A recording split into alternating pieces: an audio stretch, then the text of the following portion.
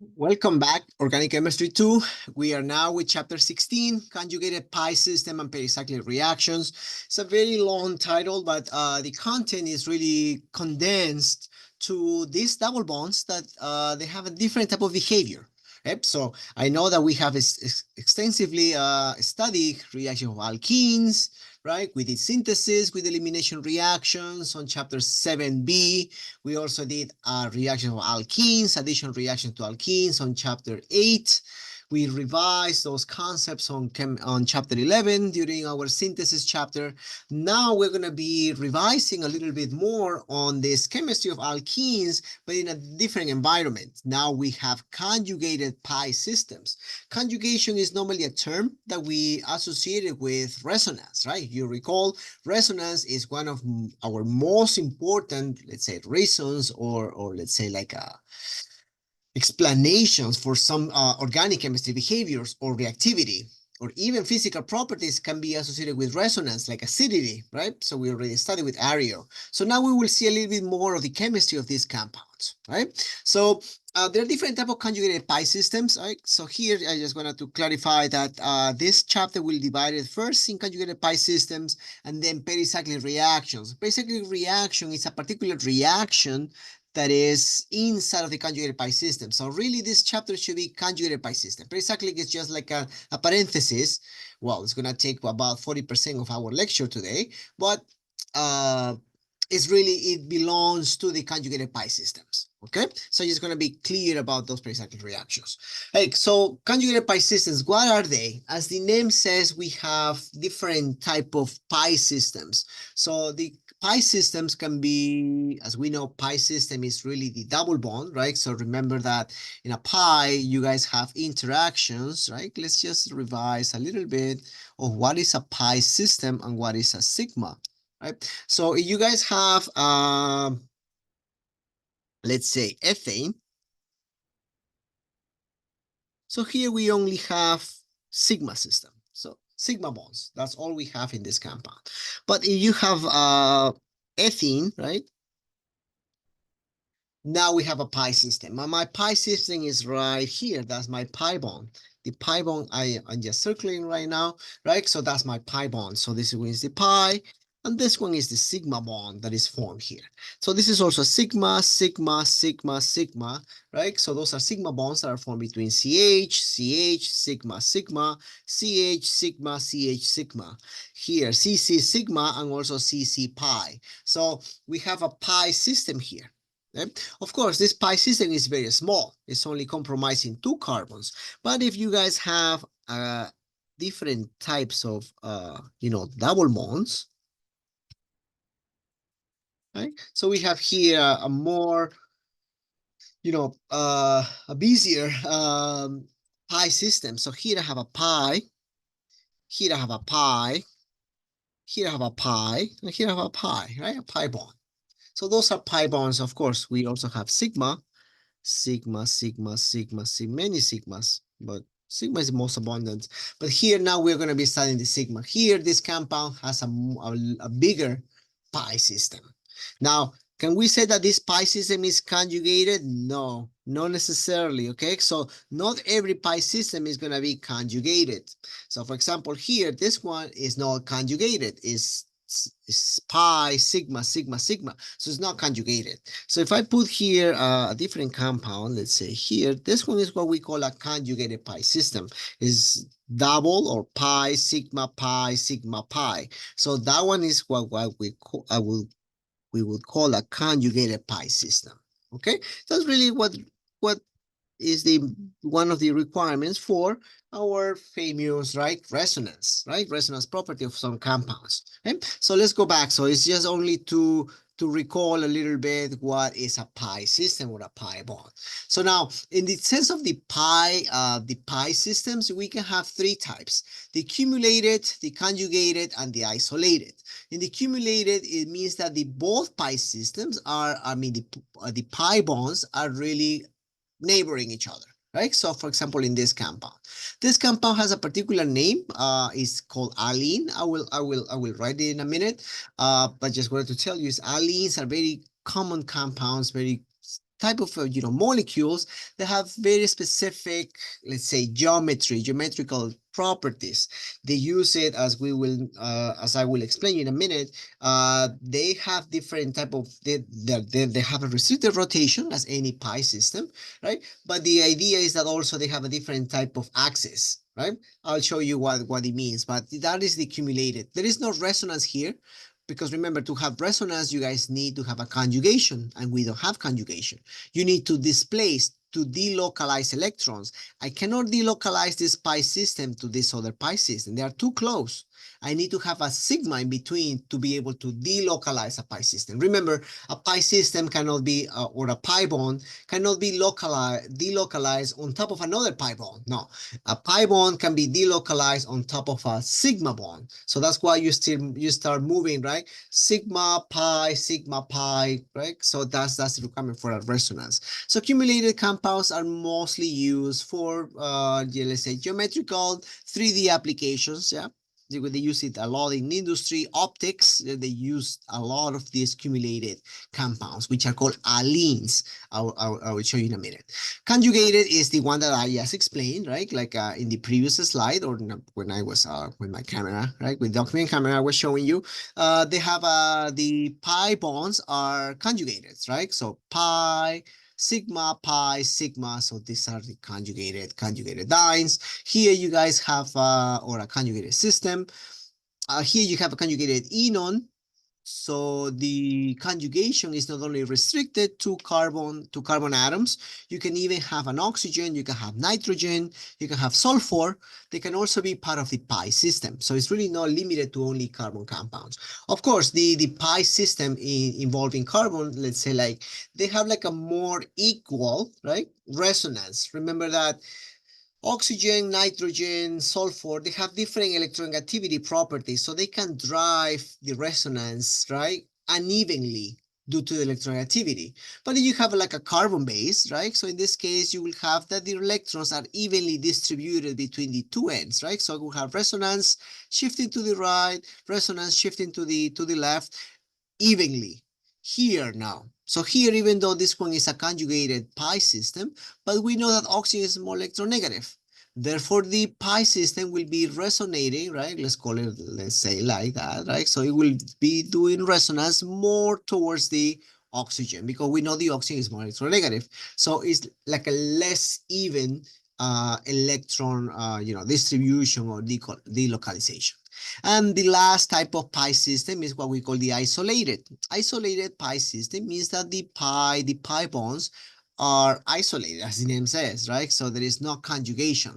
They are so far away, at least two sigma bonds away, that there is no possibility for us to do resonance. So there is no room for delocalization. Remember, to delocalize pi electrons, you need to have, like the conjugation, right? Kind of like, let's say, like distribution or sequence or structure to be able to do resonance. Okay, so I will tell you a little bit more about what I was telling you, the allenes. Okay, in the case of allenes, you guys have this compound.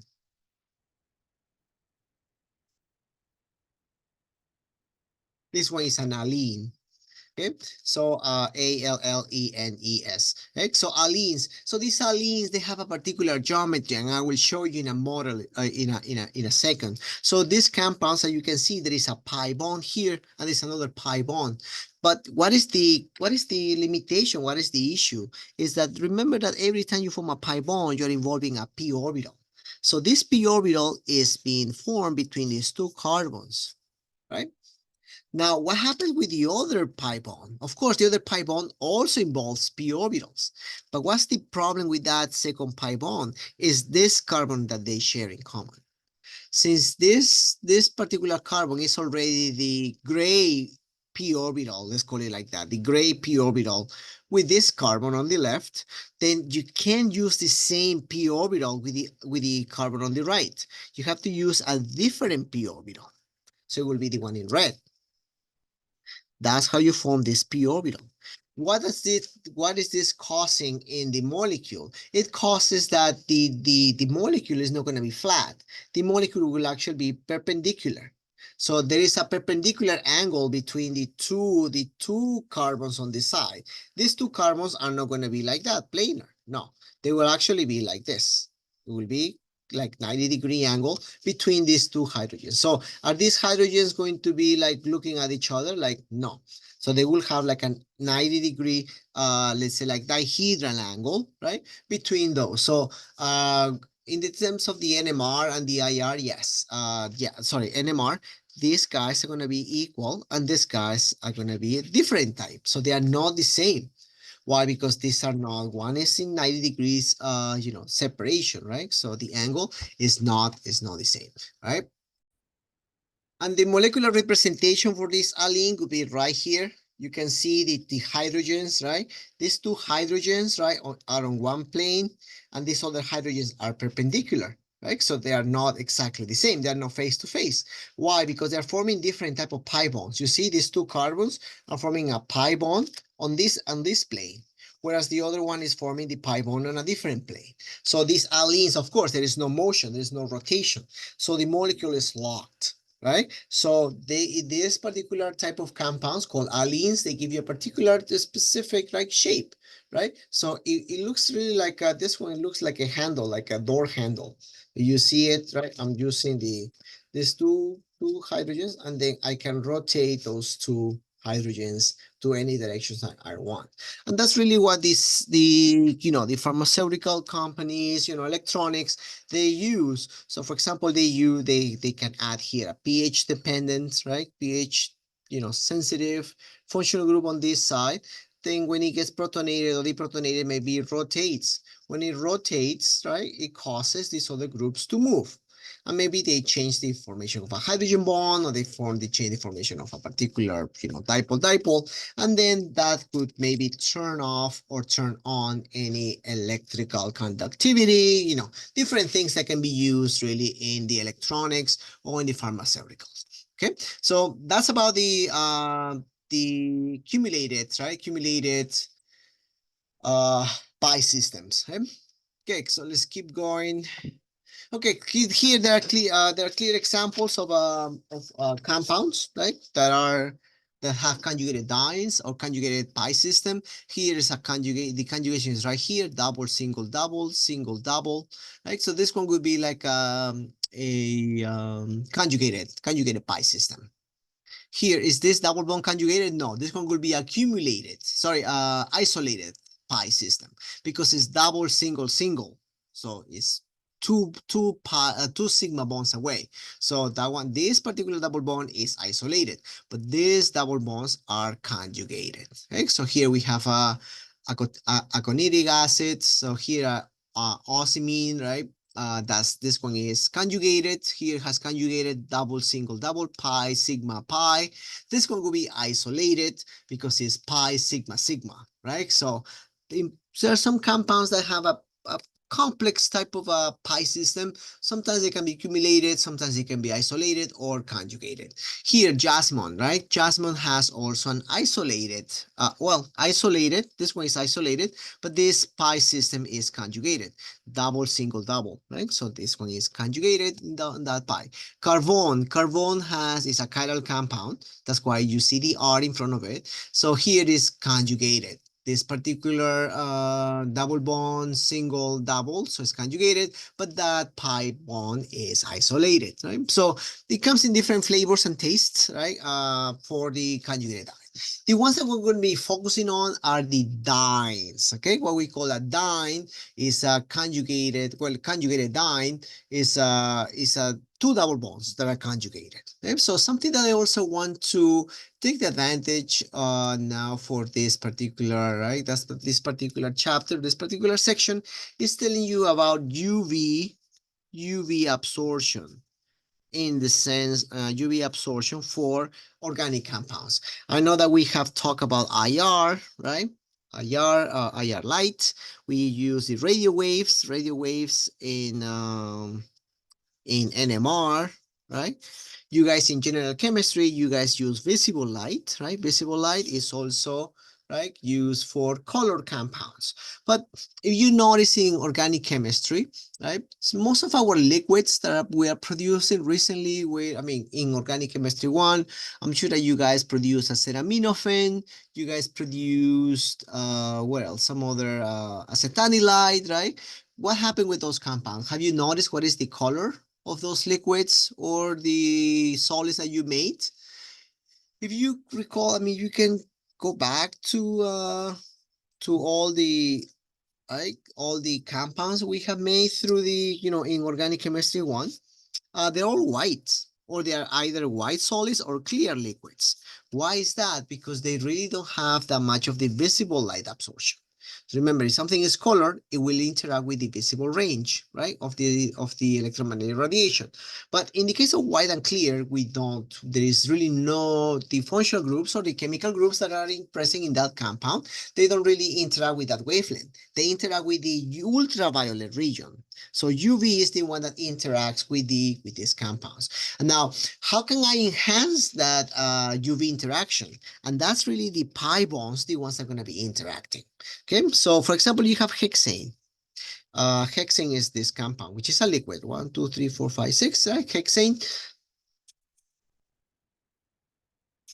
is going to interact really little or almost nothing with the UV light, right? So there is no interaction. Right? So what do we call UV, Professor? Are we going to put it in a UV spectrophotometer? Yeah, you can do that. But another way is like, if you guys recall, when you guys run a TLC, right? When you guys run a TLC, you put a lamp on top of the TLC, and that's how you guys see the spots, right? On a TLC. Why do you see like a dark spot here on the plate? It's because you're putting the UV light. The UV light will start shining. And of course, if there is something that recognizes the UV light, it will show black. Why? Or dark, because it's absorbing the UV light. It's interacting with it. So compounds like what interact with the UV light? So let me show you. For example, acetanilide. You guys purified this compound in organic chemistry 1. So this compound has conjugated pi systems, right? Conjugated. So it's double, single, double, single, double, single, double, single, lone pair, single, double. So there is like an extended pi system, right? So Professor, but this is a lone pair. Does that also count as a pi system? Yes, if it is in resonance. Okay, so for example, here, those electrons are in resonance because it's lone pair, single, double. So if that lone pair is in resonance, yes, it is part of the pi system, because technically this lone pair of electrons can become a double bond because of resonance. Okay, so that lone pair of electron is also part of the pi system. Okay, so the same thing applies. So this nitrogen can donate this way, or this nitrogen can also go this way. Right? So there are different options how this lone pair can go. It can go this way or that way, but it's still, no matter which direction it goes, that lone pair will be also part of the pi system. So it is an extended pi system, conjugated pi system. So it will interact with the UV light. So it will be a positive result. So you will tell me, Professor, what about if I have a compound like this? Is this going to interact with the UV? Yes. But which one will interact more, this compound or this compound? Of course, this compound will interact more with the UV light. You will see like a darker spot with this compound. Why? Because it's conjugated. So every time you have more conjugation, the interaction with the UV light will be stronger. Why? Because the UV light has enough energy to excite those electrons that are conjugated. Because remember that conjugation gives you more stability. More stability lowers the energy. If the energy of these electrons are lower, of course, they will interact easier with the UV light. The UV light will interact, so like the UV light has a particular energy, and it will interact exactly with those electrons. So what happens with hexane then, Professor? Hexanes, the electrons are so high in energy because there is no conjugation. The electrons, the sigma electrons here, the energy is so high, it's too high, the energy, right? So there is no resonance, there is nothing here. So then when UV comes, of course, UV doesn't have enough energy to interact with those electrons. But with this conjugated pi system, yes, because they are low enough, that the UV can excite them. This one's no. This one, the energy of these electrons is so high that the UV doesn't have enough power to interact with those electrons. Okay, so that's what happens with the pi bonds. So this one will interact somehow with the UV light, but not as strong as this compound. The more conjugation, the more it will interact with the UV light. For example, here I have two benzene rings. Of course, these two benzene rings will interact very, very strongly with the UV, right? Because you have here a pi system and another pi system. Okay, now the question is like, is there a resonance between those two? That's actually a question that I might ask on the exam. So try to investigate, right? I mean, that would be an open question for every semester that is watching this video. Is like, what happens in this compound? Is there like an efficient resonance between those two rings, or where do we have better resonance? That's a question for you guys to answer. Here or here, naphthalene or biphenyl. This guy is called naphthalene. Naphthalene. And this guy is called biphenyl. Okay, biphenyl. Where do I have more resonance, here or here? And why? Why is it better here, or why is it better here? You know, what factors affect the resonance? Which of these two compounds will interact better with the UV light? Okay, that's a question for you guys to ask. Can I ask it in a quiz on the exam? Maybe this semester, no, maybe in 3 years, maybe in 5 years, I might ask that, okay? But, you know, my take-home message, really what I'm trying to explain you with this is the fact that, you know, the conjugation is really what makes you interact better with the UV light. So a compound might be, you know, just a little bit dark, maybe a little bit darker, or, you know, like midnight black, right? Right, like a really, really dark spot, you know, on the TLC. That's why if you notice, not all the compounds on the TLC, they have the same shade, right? The same intensity. So they have different type of, you know, tones of the, maybe it's a little bit, you know, like on the bluish side, on the black side, on the gray side, light gray side. It depends also in the UV interaction with the molecule. Okay, so I just wanted to tell you that the UV, you know, is very important in compounds. That's why we're able to see compounds on the TLC plate, because they're able to interact with the UV light. Can I see acetone in the UV on the TLC plate? Well, you have a pi bond, but the disadvantage is that this acetone is very volatile, right? So as soon as you spot it on the TLC plate, the acetone will evaporate, so you will not see it anymore. Okay, but yeah, it depends. I mean, there is not. If you ask me, like, what is the minimum number of pi bonds that is needed, right, to see it on the TLC plate? Well, first, it shouldn't be that volatile, right? So it shouldn't evaporate as quickly. And second, I would say that you will need at least 2 double bonds or 3 double bonds, right, to be able to, you know, to see it on the TLC plate. Now, another thing is that if you have a ring, of course, the ring maximizes the resonance, right? Because remember that in a benzene ring, the double bonds are circulating. So even though you will say like, oh, it's just 3 pi bonds that I have in a benzene ring. Yes, but remember that those 3 pi bonds are going back and forth, right? They're rotating clockwise and counterclockwise. That expands the resonance. So you might count it only as 3 simple double bonds. But remember that these 3 simple double bonds, or these 3 simple double bonds, are spinning, are rotating an exponential number of times. So that multiplies. So it's not like here in this trine, right? Let's call it like that. Trine is 3, right? It's 3 double bonds. It's not like this is shifting to the right and then shifting to the left, right? So here the resonance will go back and forth, right to left. Here, no, here there is no right to left. The right leads to the left. So there is like a continuous spinning or delocalization of the electrons. Here, no. Here you either go to the head or go to the tail, go to the head, go to the tail. Here there is no head and tail. Everything is spinning constantly. So I would say like this resonance or this delocalization is definitely way more efficient than this delocalization. Okay, so it depends on many factors. So it's not only about the number of pi bonds, but also if it's in a ring in a cyclic compound, of course, that resonance or that stabilization by the delocalization by conjugation, it makes it more efficient, and therefore it will interact better with the UV light. All right. So let's go back to the to the lecture. That was a parenthesis about UV interaction of compounds with the UV light, right? Okay, synthesis, right? Let's synthesize dienes. The best way how to synthesize dienes is by, well, from they're double bonds. So we're going to be doing E2 reactions. In this case of the E2 reactions, I mean, the best way how to synthesize it is from an alkene. You can open an alkene and then use the Hofmann elimination to produce the dye. Okay? So let's see how it happens. I mean, the synthesis. So you have an alkene, right? You have here an alkene. You will use Br2. In the case of Br2, you guys will produce the trans dibromide, right? And then you guys will use terburoxide.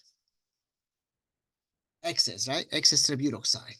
Now the terburoxide, of course, is going to produce the Hofmann, not the CHE240 elimination. Remember the rules. Please revise those concept between difference between CHE240 and Hofmann elimination. In this case, I will get the Hofmann elimination. So you guys will go this way. The other elimination that we have done in the past is the excess amide, right? Remember the excess amide? We did it as, why was that? That was to actually make alkynes. Why? Because this one is a CHE240 elimination. Amide is a CHE240 base. So that's why this route will give you the alkyne, because you're producing the right, the CHE240 alkene. This one, no, you guys have to be careful. You cannot use the same base. You need a Hofmann base to produce the diene, because you don't want the double bond to be in the middle. You want to actually open up to the sides so you guys can produce your conjugated diene. Okay, very simple. That's the only one here on this slide. It shows you a different alternative. You guys have already an alkene. You can do this way with terburoxide. It will, of course, it will form the Hofmann, right? Hofmann alkene, right? Now, something very important, and then now we're going to starting with the concepts and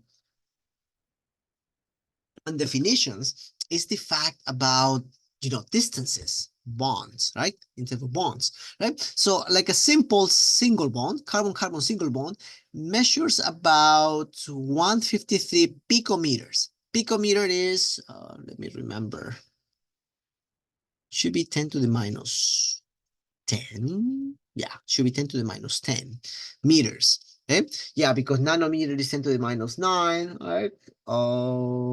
Let me check. I'll check in a minute. I'll check in a minute. But all I can tell you right now is that the single bond is 153 picometers. Of course, we know that in single bond, right, is there under sp3 hybridization.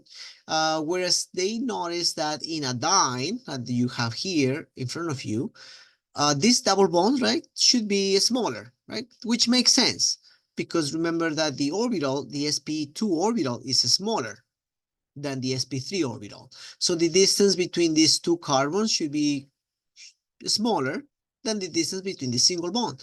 But then they notice like, okay, so that makes sense for this double bond.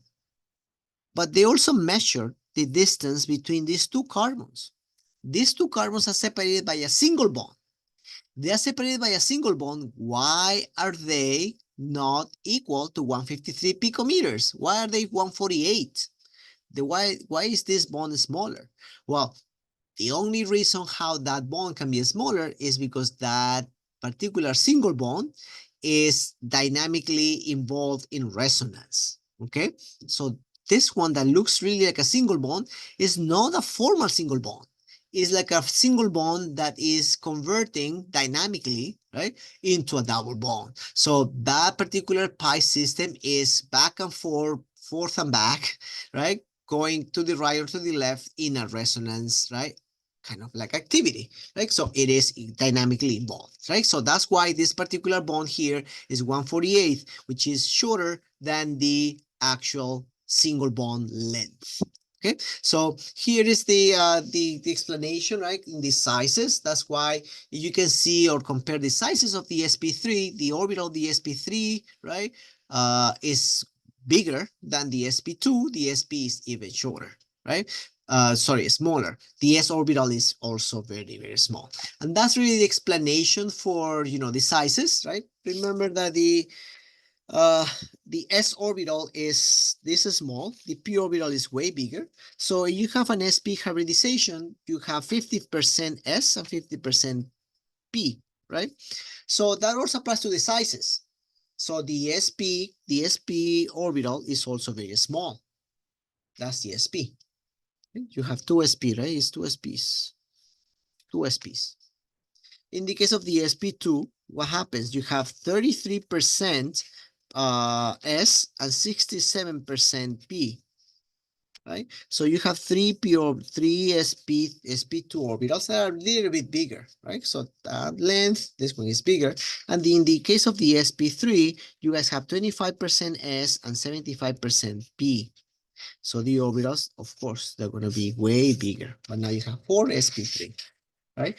So, and why is that? Because remember, which one of the two is smaller? The S is smaller. So since you have a 50% S, so you are 50% small and 50% large. Of course, the hybrid will be somewhere in the medium side, right? Because it's 50 small, 50 large. So the 50-50 combination will give you like a smaller orbital. Here now, here you have 1/3 small and 2/3 large. Of course, your orbital will be relatively larger than this one. And here you have 20%, 25% S small, versus 75% large. So the orbital will also adopt, right, that particular size, right, or dimensions. So it's because of the content, right, the s orbital content that is different in the hybrids. Now, since we're talking about sp2, the sp2, of course, you have a c double c, right? Those orbitals, right, those carbons will be attached by a sp2 size. In a triple bond, they're even smaller, right? Why? They are closer. So the triple bond is supposed to be shorter than the double bond, and the double bond is supposed to be shorter than the single bond. The single bond has the longest separation, the largest separation, because they are I did it the opposite way, my bad.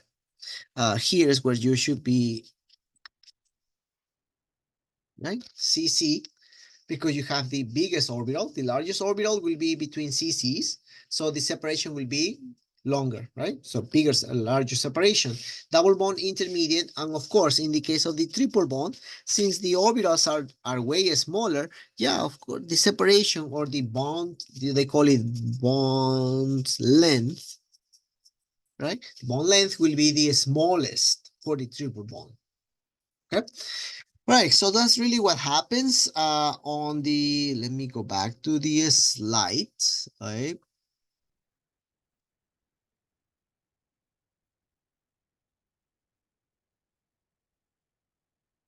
All right.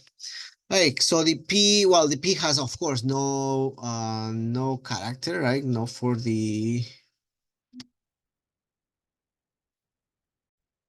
And now, before we go to the next slide, I just checked what is the dimensions or the conversion for the picometers. So actually, 1 picometer is equal to 10 to the minus 12 meters.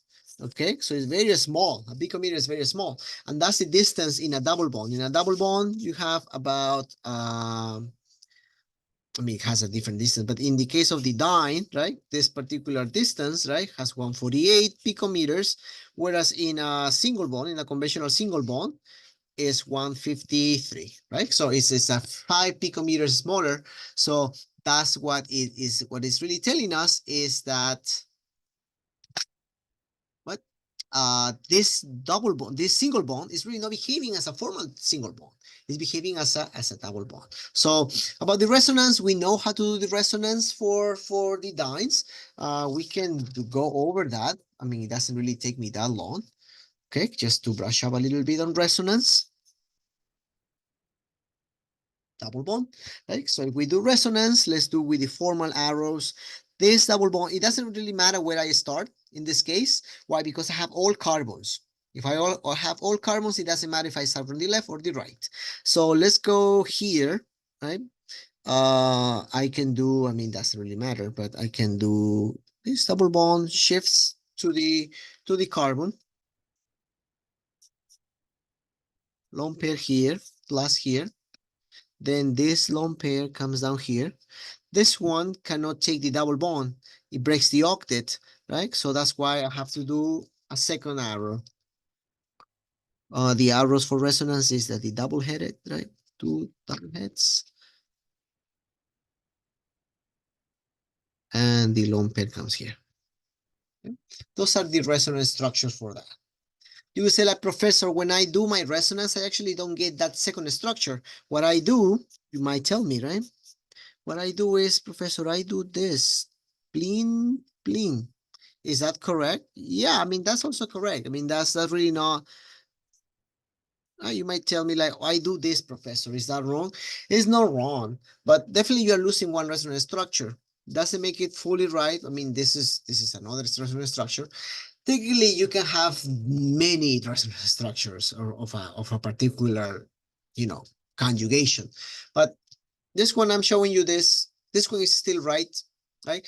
As long as, to be honest, guys, as long as you are not violating any of the rules for structure, the construction of a compound, right? For example, if I don't have, like I don't break the octet, right? Of I'm not omitting the lone pairs of electrons, right? So that really, it depends, right? So there is really no like day and night in right or wrong, fully wrong in resonance structure, as long as you don't break any of the rules. For example, a nitrogen with 5 bonds, let's say, right? Or a nitrogen or an oxygen also, the same thing, with oxygen with a +2 or oxygen with +3. That is breaking the, right? Oxygen with a +3. We know that oxygen with +3 doesn't exist. Or carbon with 5 bonds. Yeah, that's also a sin, right? So that's something that we cannot really have. So as long as you are not breaking those rules, yeah, you can think that your resonance, whatever number of resonances you obtain, of course, it will be correct. Okay, then how do I know that it's correct or wrong? No, as long as you don't break the rules, that means that your resonance sequence or the structures are correct. It's only that in chemistry 230, I put the, actually, my question, I tell you, like, draw at least, 3 resonance structures, draw at least 4 resonance structures, right? I'll tell you in the question how many at least you have to prepare, right? So this one is a very small molecule with a pi system. Yeah, so in that case, yeah, you can get maximum 2. In this case, I got 3, but it doesn't really make any difference, how this one is right, this one on the top is right, this one at the bottom is also right, right?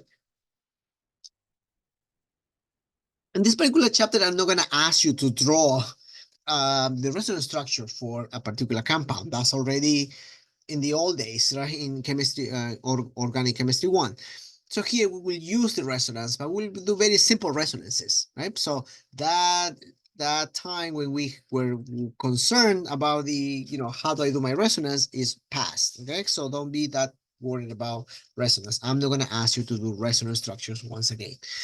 Okay, so reactions of dyes. So in chemical reaction of dyes, we will do only 2 reactions. The hydrohalogenation, which is a very common reaction that we have studied in organic chemistry 1, right? HBr, HCl, HI, no HF, because we know that fluoride is not a good nucleophile. So we're only going to be using HI, HBr, and HCl. Okay, and the second one is the dihalogenation, right? In the case that you guys have BR-BR, II, or CL-CL, right? So those are the only 2 reactions we will do with conjugated dyes. Okay, so the reaction, the mechanism is explained right here, right? So I'm gonna do it by hand. But something that is very important to highlight is this item, right? This particular reaction. You see how they number the diene, 1, 2, 3, 4. So is there any rule or how you are numbering 1, 2, 3, 4, or 1 through 4, or 4 through to 1? In this particular diene, it doesn't matter, right? And you can see why? Why does it matter? I'll give you 3 seconds to think. Why do you think it doesn't matter if I number it from right to left or left to right? 3 seconds, 2, 1. Correct. Yes, because this diene is symmetrical. That is, I have the same hydrogens on the left, on the right, right? So it's the same. So it's symmetrical. I can cut the molecule in half and I will get exactly the same atoms, the same structure. So that's why doesn't really matter here. So in the products, right, on the product side, you can see 2 products. Why do I see 2 products? Because you're doing a 1,2 addition, or the 1,2 adduct, right? The adduct is the product, and the 1,4 product or adduct, right? So is the 1,4, let's say like it's they call it adduct because it's the result of of a resonance distinction of the products. But let's call it, to complicate less this particular terminology, let's call it the 1,2 product and the 1,4 product. How do I get the 1,2 product and the 1,4 product? That comes from the mechanism, which we're going to do it in a second. Okay, that's coming next. Okay, so this one is where, as you can see, what is involved, or what makes the difference between the 1,2 and the 1,4 product is the allylic resonance stabilization. The stabilization is what creates that array. Those 2 products are created because of the resonance. Can I avoid that resonance? No, because remember, it's an intrinsic property of the diene. The conjugated diene has a property. The diene is not going to stop doing resonance because resonance stabilizes it. So, but can I play with that? I mean, how can I enhance one product over the other one? Yes, that one we can do. We can change that ratio of the minor and the major product, but that's coming next. Okay, so right now let's focus on the mechanism of the hydrohalogenation. So we will have the hydrohalogenation.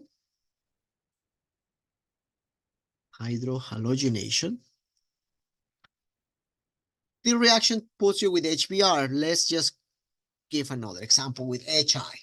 Okay, so you guys will have this particular, let's change the molecule. This one is a diene. It's a cyclic diene, but it's still a diene. Double, single, double, right? And then I'm going to be doing HI. Okay, so in this case, once again, my diene is symmetrical. It doesn't matter if I start numbering 1, 2, 3, 4, or I do 1, 2, 3, 4. Doesn't matter. Of course, don't do 1, 2, 3, 4. No. It has to go. Your diene has to be numbered through the diene, right? Don't start numbering here 1, 2, 3. No, it has to be continuous. Okay, and of course, you are always going to start numbering from the head of the diene.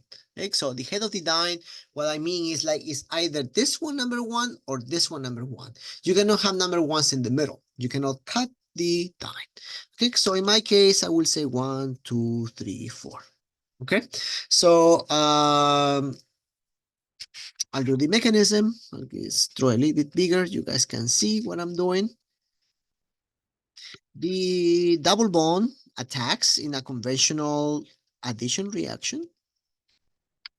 Okay, attacks the H. This double bond does not move at all. Okay, according to the Sizer rule, right? Sorry, the Markovnikov rule, the H should go to the most attituded. In this case, it doesn't matter which is most attituded because this one is, both of them are secondary carbons. But there is a difference. I cannot put the plus because once I add, right, I will have to put the plus somewhere. Should I put the plus here or should I put the plus here, right? There are 2 options. So of course, I'm going to be putting the plus here. Why? Because if I put the plus here, it's going to be resonance stabilized by this charge, single, double. So that's why don't even think of putting the charge far away from the double bond, because the molecule will not do it because it's not stabilized. So pH is added to this carbon and then the plus is on this side. Okay. Now, this compound can undergo resonance. This one is your intermediate. The I is still hanging out. The I minus is still swimming in the solution or in the gas phase, whichever is the, the conditions of your reaction. And then the plus is undergoing resonance. The resonance, I'll do the resonance with pencil.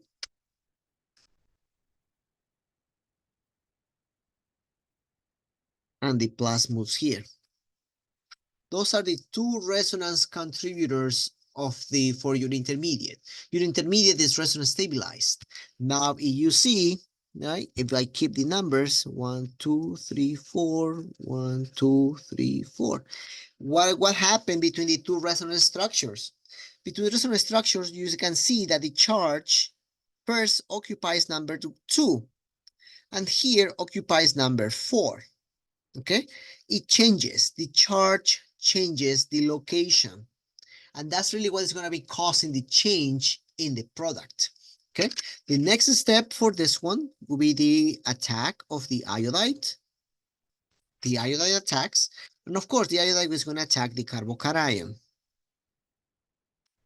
Here, same thing. The iodide will attack the carbocation. What is the product here? Okay, the double bond is between 4 and 3, that doesn't move, and the iodide goes to carbon number 2. And here what happens?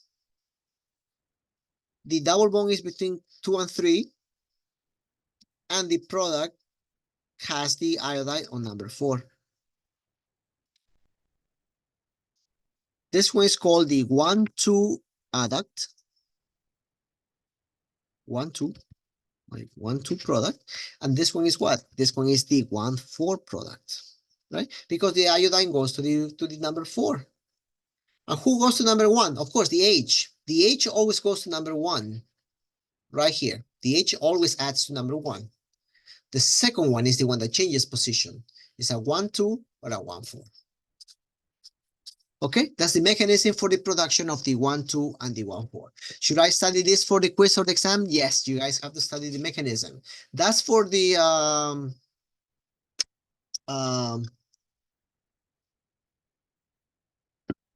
hydrohalogenation. The dihalogenation happens in a similar style. Halogenation. Okay. Okay, let's do the same. The dine. You guys remember the mechanism of the bromination? No? Yes? Okay, I guess yes. I heard a yes somewhere. Okay, double bond attacks the bromine. Bromide leaves, one of the lone pairs closes the bridge, right? Remember, in a bromination, you guys form what we call the bromonium ion bridge, a bromonium ion. So the double bond attacks the bromine. The bromide leaves, that Br leaves, Br minus leaves, and this one of these lone pairs of the bromine, right? The bromine that stays closes the bridge. Okay, so what I'm having is that double bond doesn't move, so I will get a bridge right here. Here, the bromine retains those two lone pairs. That's why the bromine has two lone pairs with a plus. What happens with this Br minus? This Br minus goes to the side. All right. And here's where the magic occurs, right? So, of course, if we go again to the 1, 2, 3, 4, right? In the 1,2 reaction, what's going to happen? Well, in the 1,2 reaction, the bromide, of course, is going to attack, opens, and the bromide, right? Opens up, right? The bromonium ion opens, and the bromide attacks position number 2. My product would be bromine here and bromine here. That's a 1,2. 1,2 addition. I know that we get chiral, right, wedges and dashes, but let's forget about that for now. Right? So just to make it less complicated. But yeah, you should get a trans, right? It's a trans addition here. Okay, this one is my 1,2 addition.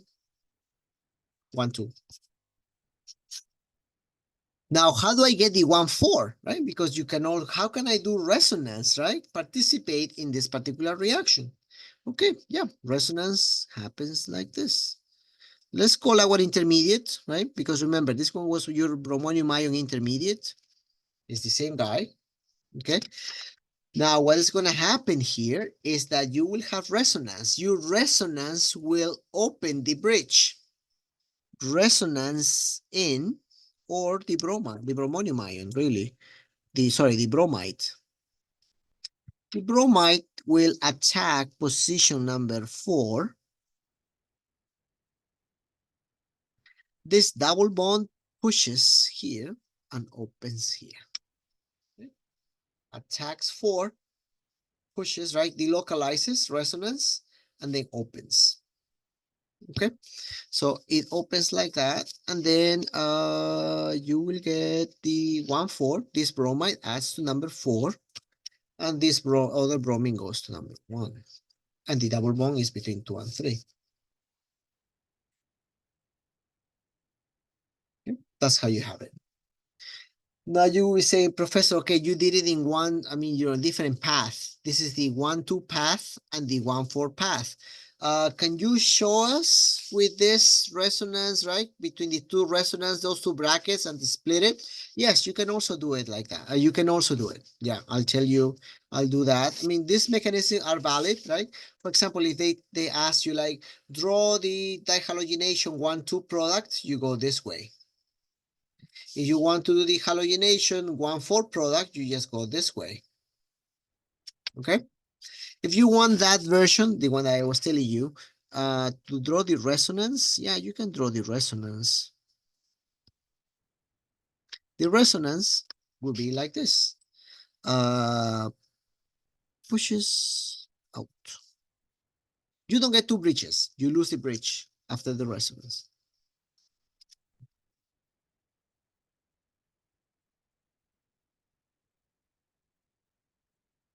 Those will be the two resonance stabilization. This one will be the 1,2. The plus will be really be here in the position number 2. And here will be a formal carbocation number 4. So 1, 2, 1, 2, 3, and 4. Right? 1, 2, delta plus, 1, 4, plus. Okay? So that's how the resonance really changes the directionality, right, of the reaction in a 1, 2 or in a 1, 4. Yeah, here different ways, Br minus, right, attacks, and then you have the product. And here, the Br minus attacks, right, and you have the product. Yeah, doesn't really matter. Okay, yeah, makes sense. Here, what I'm doing, I'm saving, right, I'm saving the step of the resonance. I'm doing the attack, synchronize with the resonance, right, the delocalization of the resonance, both 2 steps in one, which is fine. Okay, so once again, same thing with the mechanisms, guys. The mechanism, as long as the mechanism makes sense, that's okay. Okay, so for example, what would be wrong? Would be wrong that I do the Br split first. No, you cannot do the Br split, right? The Br cleavage. Why? You need to break that bromine with somebody. In this case, I'm breaking this bridge with the resonance, the localization. This cleavage has to be caused by something. So in this case, it's the resonance that is pushing. Here, how do I break it? Here, I break it by the nucleophilic attack of the bromide. Right? So the mechanisms can be different, comes in different versions, but they have to make sense. Okay, so for example, I cannot attack an oxygen with a hydrogen, right? Same way as I cannot attack a chlorine, right, with a carbon, right? So something like that, right? So you guys decide how you guys want to do your mechanism. At least I'm giving you 2 options, right? So this one is the path for the 1, 2, and this one will be the path for the 1, 4. Unless you want to do the resonance stabilization, which also works. There's 2 options for this mechanism, right? Okay, let's keep going. So this one is the, right, you guys get two products, the 1, 2, and the 1, 4. Here is the stabilization by resonance, and then here you get a non-symmetrical, right? A non-symmetrical diene. Now you're breaking the symmetry. Now, it's not the same thing 1 through 4 or 1 through 4. So now it has to go 1 through 4 this way. Is it okay if I do 1, 2, 3, 4? No, in that case, it's not correct. Okay. Why? Because remember that the number 2, in this case, the rule applies is that your carbon number 2 should always be your most substituted possible number 2. Okay, I know it's kind of complicated what I'm saying right now. I have to explain it by, with a structure. Okay, but okay, so let's do that now. Okay. Okay, so let's say I have this compound. Okay. What are my two options for numbering this compound? Okay, my two options are this one. 1, 2, 3, 4. Or I can also say 1, 2, 3, 4. Okay, which of my number 2's is more substituted? This one. Okay, so that one is the correct one. That's the correct numbering. Okay, that's what I'm trying to say. See, with molecules, it's easier to explain. Okay, so my two potential number 2's, right? Which one is the most substituted? This one. Then this one should be the correct one. Why? You will say, Professor, why? Why is that the correct one? Okay, it is the correct one because when you guys do the addition of the HBr or whatever, let's do HCl, okay? When you do the attack, right, you generate a carbocation, right? The carbocation, one carbocation is formed. And of course, you form it with this double bond, you form a tertiary carbocation. What happens if I attack it with this double bond? If you attack it with that double bond, you will be forming a secondary carbocation. So which is more stable, secondary carbocation or tertiary carbocation? Of course, it's tertiary carbocation. What led me, right? What led me to that tertiary carbocation? Led me to putting a tertiary carbocation, putting the number 2 here. That's what took me, right? Is leading me to that tertiary is because I put the number 2 there. Okay, so always put your your most substituted carbon number 2 as your, let's say, your numbering, right? The correct numbering.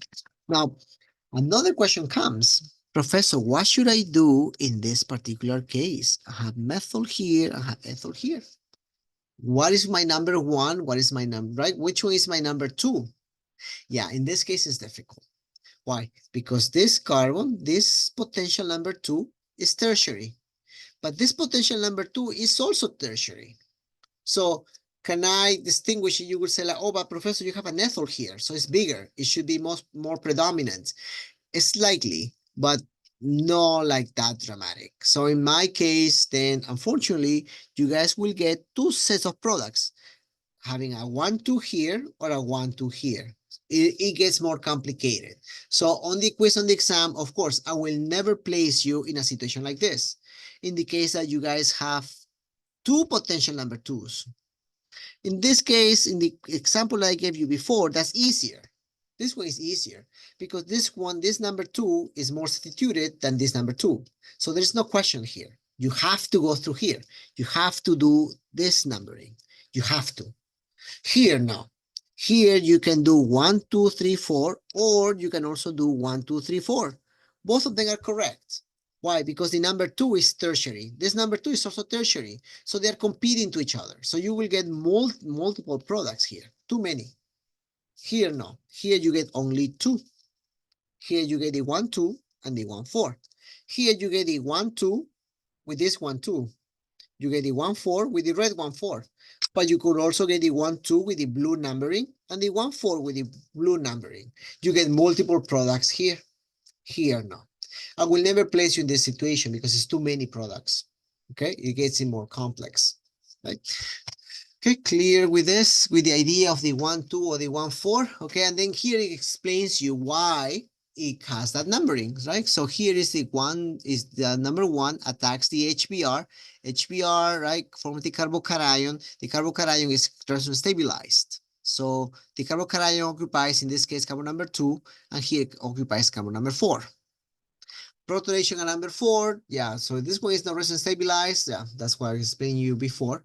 And carbon number 4, right? So you guys will get the 1,4 product. Okay. This one is to complete, right? That's the protonate, this is the bromide attacks on carbon number 2. You get the 1,2 product, and this one will be the 1,4 product. This one is the other option, right? Remember, guys, when I was telling you, like, what if you go the other side? That would be 1, 2, 3, 4. Can it also occur at this particular position? Yes, you can also have it. It's gonna be like a balance, okay? But definitely these ones are gonna be your major product, because this one is the one that has the number 2 on the most attributed carbon. See, this one is 1, 2, right? I should write it. Like this one is your carbon number 1, this one is your carbon number 2. I hate with this does this. 4, right? And this is number 1, this one is number 2. I hate it. Number 4. Okay, so here is a 1, 2, is a 1, 2, 3, 4. See, it's a 1, 2 product, and this one is 1, 2, 3, 4. Here is the 1, 4. Now here, what are they doing in this particular case? Well, in this case, they're actually doing the opposite. They are start numbering from the bottom one, right? From the bottom, 1, 2, 3. Oh, I hate that. 4. And well, they're doing the 1, 2, and they also the 1, 4.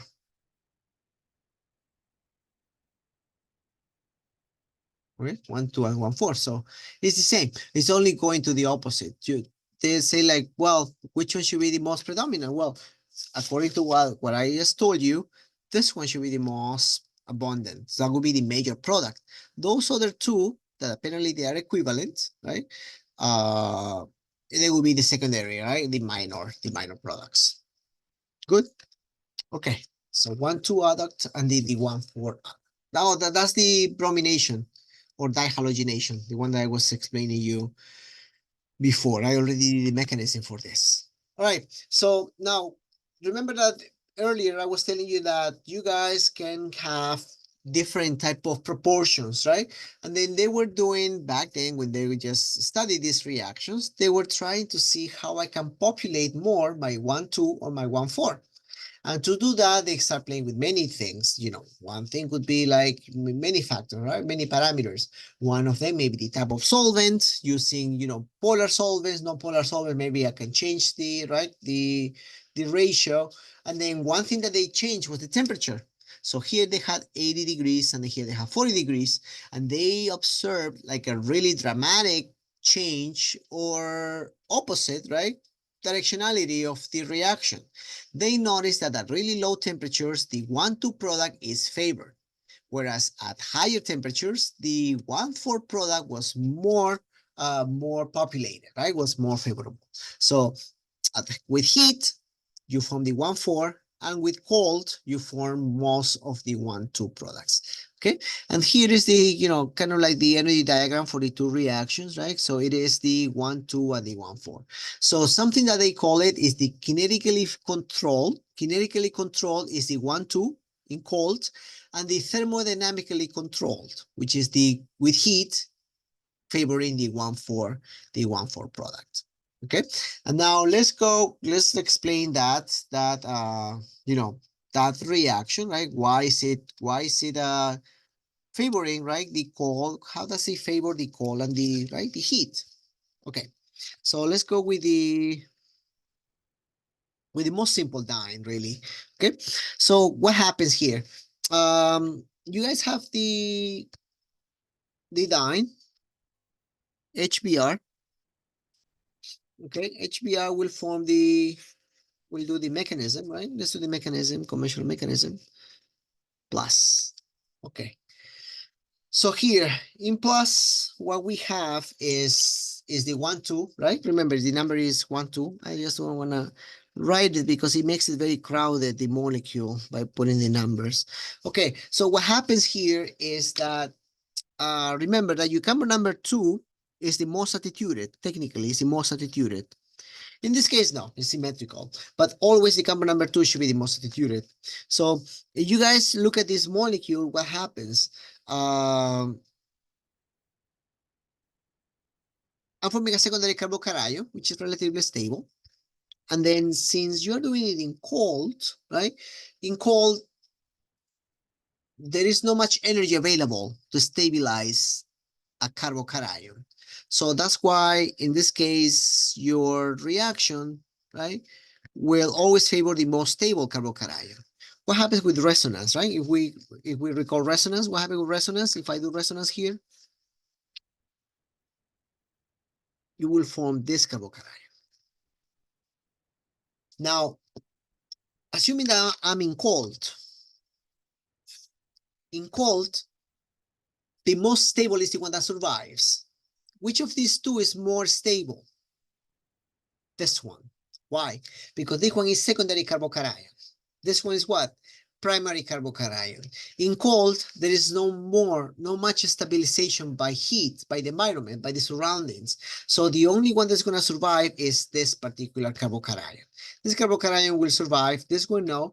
Why? Because this one is a primary.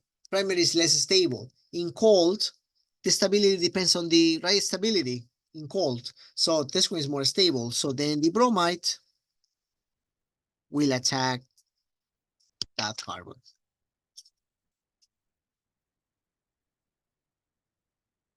Of course, it's chiral, you get two products, right? It's chiral, because this carbon is chiral, you will get that plus the enantiomer. Yeah, okay. Just to, in case that somebody's asking, oh, enantiomers, yeah, it is enantiomer because it's a chiral compound. Okay, that's in cold. What happens when you guys have heat?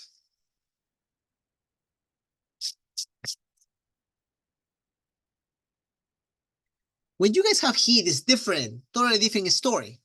Why? If you guys have heat, right? You guys have heat, then the stability of the intermediate is not as important. Why? Because the two intermediates are stabilized by the external heat that is coming from the, right, from the surroundings, the reaction. The reaction will say like, okay, you guys don't know how to decide? No. Okay, so I will give the stability. I want to produce, I really want to make the most stable product. I don't really care about the most stable intermediate. I care about the most stable product. Okay, so if that's the, right, if that is the assumption, right? Like you don't care about the stability of the intermediate, but the stability of the product, then this one will be more favored. Why is it more favored, Professor? Yeah, I know. I'll answer your question in a minute.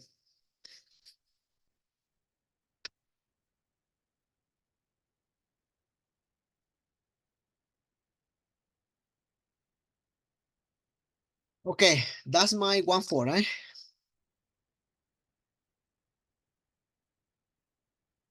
Why is it more favored?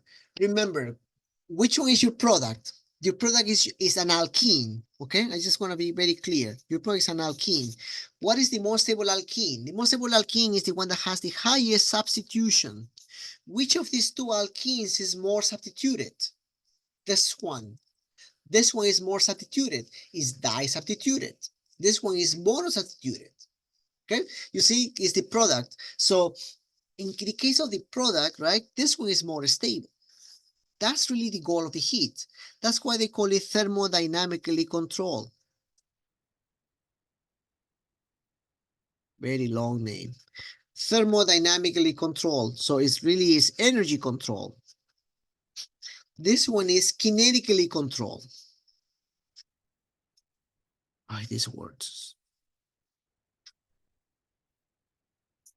Kinetically controlled, thermodynamically controlled. So in the 1-2 addition, or with cold, let's call it cold, right?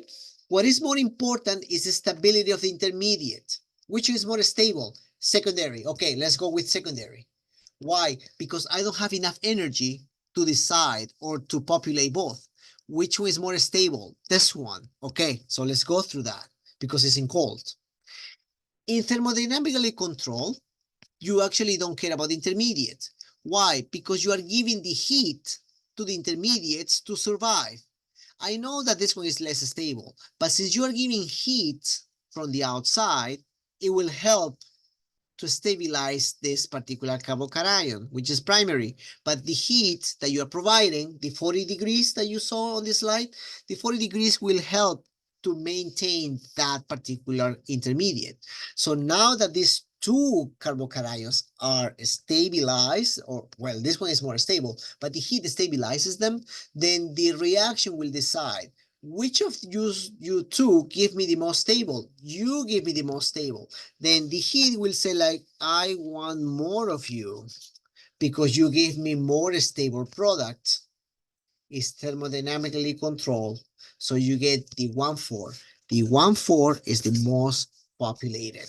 Here now, here what you care of in cold is the most stable carbocation, the most stable intermediate, which is this. Is more stable. So you don't have energy to maintain both. You only have energy or no energy. So only the most stable will survive, which is this one. So you have to go through this way. But in heat, they both survive. So what is the driving force? Then the driving force, if your two intermediates are stable, equally stable, let's say like that, right? They're stable, they both exist, coexist, then the most stable product is the one that controls the reaction. Which of these two is more stable? This one is more stable. Then the reaction will go through this way. So that's why the 1,4 addition is favorable. Okay, I know it's a little bit complex to understand. That's why, I mean, the recording will help you a lot, so you guys can go back and listen or rewatch this lecture, so you guys can understand why the 1,4 is favored, right? Is favored with heat, and then the 1,2 is favoring cold, right? It's really the priorities. In cold, you prioritize the stability of the intermediate, the stability of the carbocation.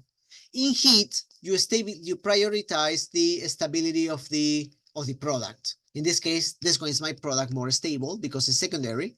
Is disubstituted alkene. This one is the favorable. So I will stay with this. I will keep this one. Okay. All right. So let's go back to the slides. That's explanation. That is really not on the slides because that is a lot of, words. Remember that I put always figures on my slides. I don't really put words on my slides. Okay, so here doesn't really matter because this one is a symmetrical molecule, right? So what are you gonna get here? Well, it's in cold. So if it's in cold, you guys will get the 1,2 addition, right? The 1,2 addition will be here and here. So that's why here you get the major product here and here. Okay? HBr right here. What happened with the other double bond? Doesn't move. Oh, but professor, we still get the minor product, the 1,4 addition. Yes, you still get as a minor product. But of course, the major is the 1,4 because you're in cold. Okay. All right. So let's give some example before we go to the pericyclic reactions. Okay. You remember that we do examples. There is not much synthesis, at least on this part. Here's mostly reaction 1,2 and 1,4. Okay, so let's do some reactions. Let's see. Bling, bling, bling.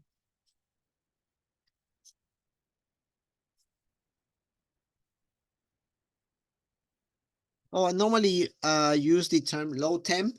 Low temp. I write either low temp or I put an arrow low, right? Like a pointing down arrow with temp. So low temp or high temp. I think it's easier for you guys to understand, right? So what we're talking about. Another one.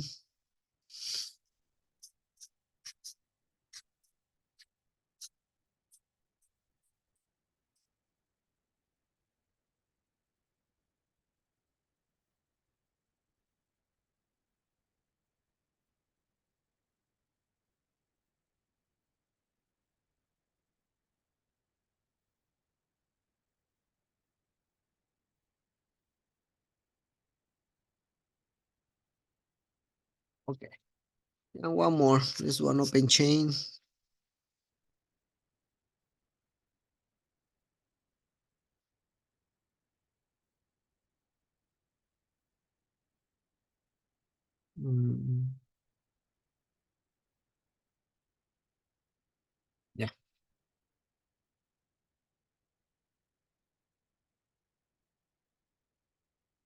All right.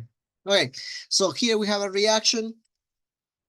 First thing to do when you guys are in front of these dienes, right, is to number. You guys have to number which one is your 1, 2, which one is your 1, 4. Okay, so remember the number, your carbon number 2 should always be the potential, right? The potential carbon number 2 with the highest substitution. So in this case, I have 1, 2, tertiary, 1, 2, secondary. The tertiary wins. So it's a numbering 1, 2, 3, 4. Okay, that's my numbering. All right, so now I have low temp. If you have low temp is a 1, 2 addition. Okay, remember always that. Low temp is 1, 2. I'm doing HBr. The H will go to number 1 and the BR will go to number 2. 1, 2, 1, 2. Okay, that's what I do here. That's all. Simple. 1, 2, 1, 2. Great. That's it.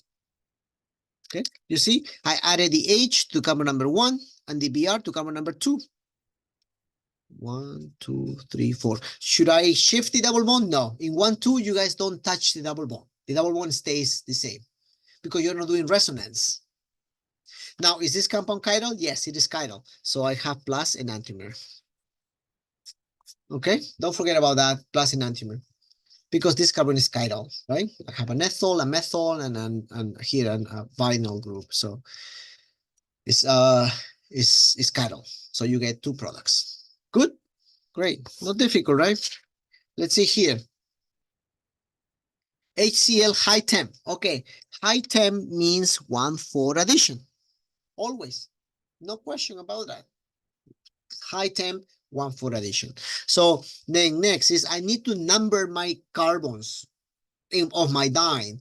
So it can be 1, 2, 3, 4 or 1, 2, 3, 4. So how do I decide that? Is by putting my carbon number 2, the one with the highest substitution. So here, 1, 2, this one is tertiary. 1, 2, secondary. This one wins. So I will number 1, 2, 3, 4. All right. So now on 1, 4 addition, yeah, that one needs to do resonance. I will keep the same skeleton. I know that HCl means that this one goes to carbon number 1 and that one number 4. So my number 4 is this one. So this one will get the Cl. Carbon number 4 gets the Cl.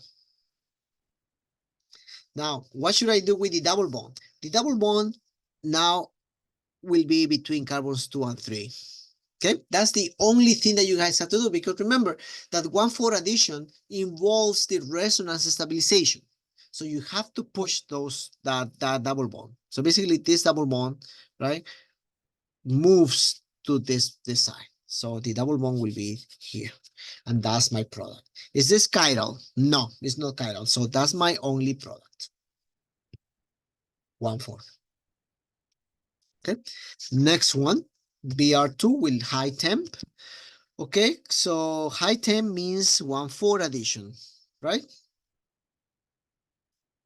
So now, after I decided it's as a 1,4 addition, I have to number my chain, right? My diene. 1, 2, tertiary. 1, 2, secondary. This one wins. 1, 2, 3, 4. Okay, 1, 4. I draw my molecule, my cyclohexane. Okay, the structure, the skeleton doesn't move. 1, 2, 3, 4. Okay, bromine, bromine. So 2 bromines. One will go to carbon number 1 and the other one on number 4. Bromine, bromine. Okay, that's it. Look, 1 and 4, bromine, bromine. But since I'm doing 1, 4, remember the double bond will now have to be between 2 and 3. So that one now will be a double bond. Okay.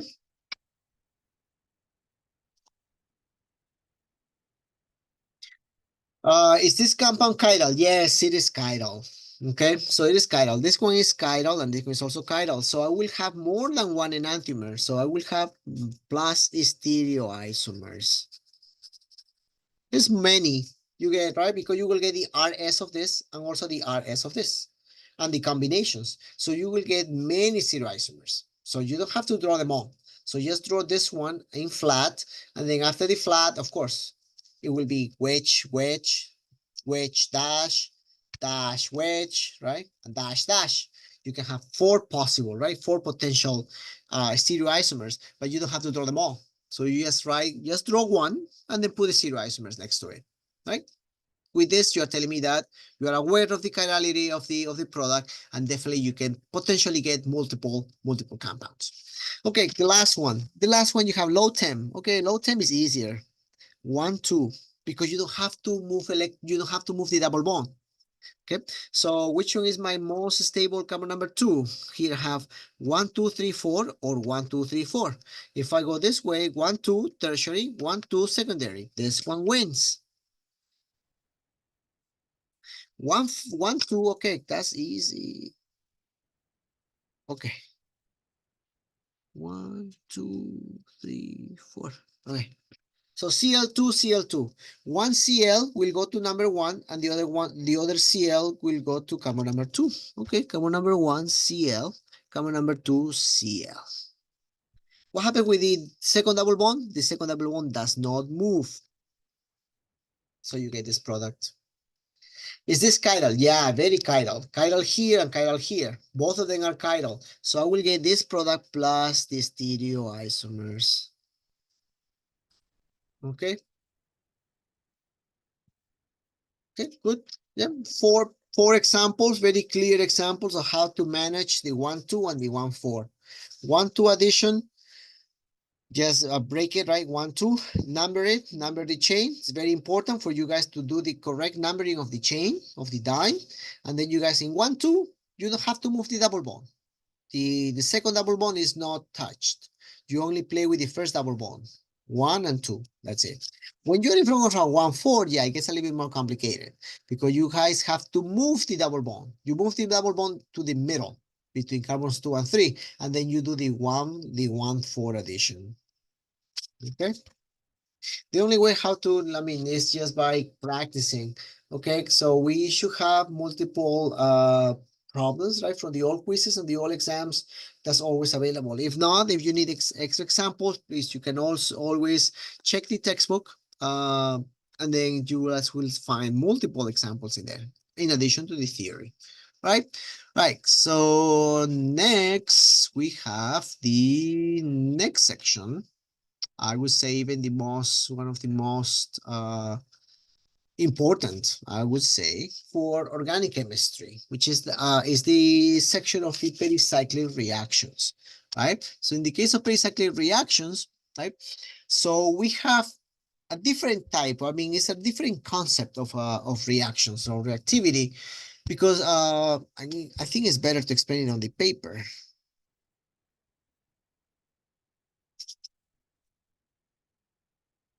Types of organic reactions.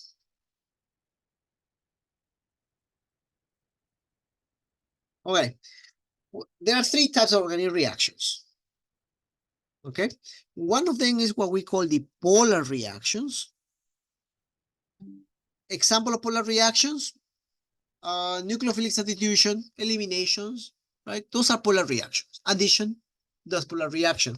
Why do they call it polar reaction? Because you guys have something that is delta plus and delta minus, and you attack it with a nucleophile, let's say. This is an SN2. It's a polar reaction. You always have like the driving force is a minus and a delta plus, or a plus, or a delta minus with a delta plus, right? Different, combinations, but you always have poles. Somehow you have poles in the reaction. That's what we call a polar reaction. Here we have SN1, SN2, E1, E2, addition to alkenes, ozonolysis.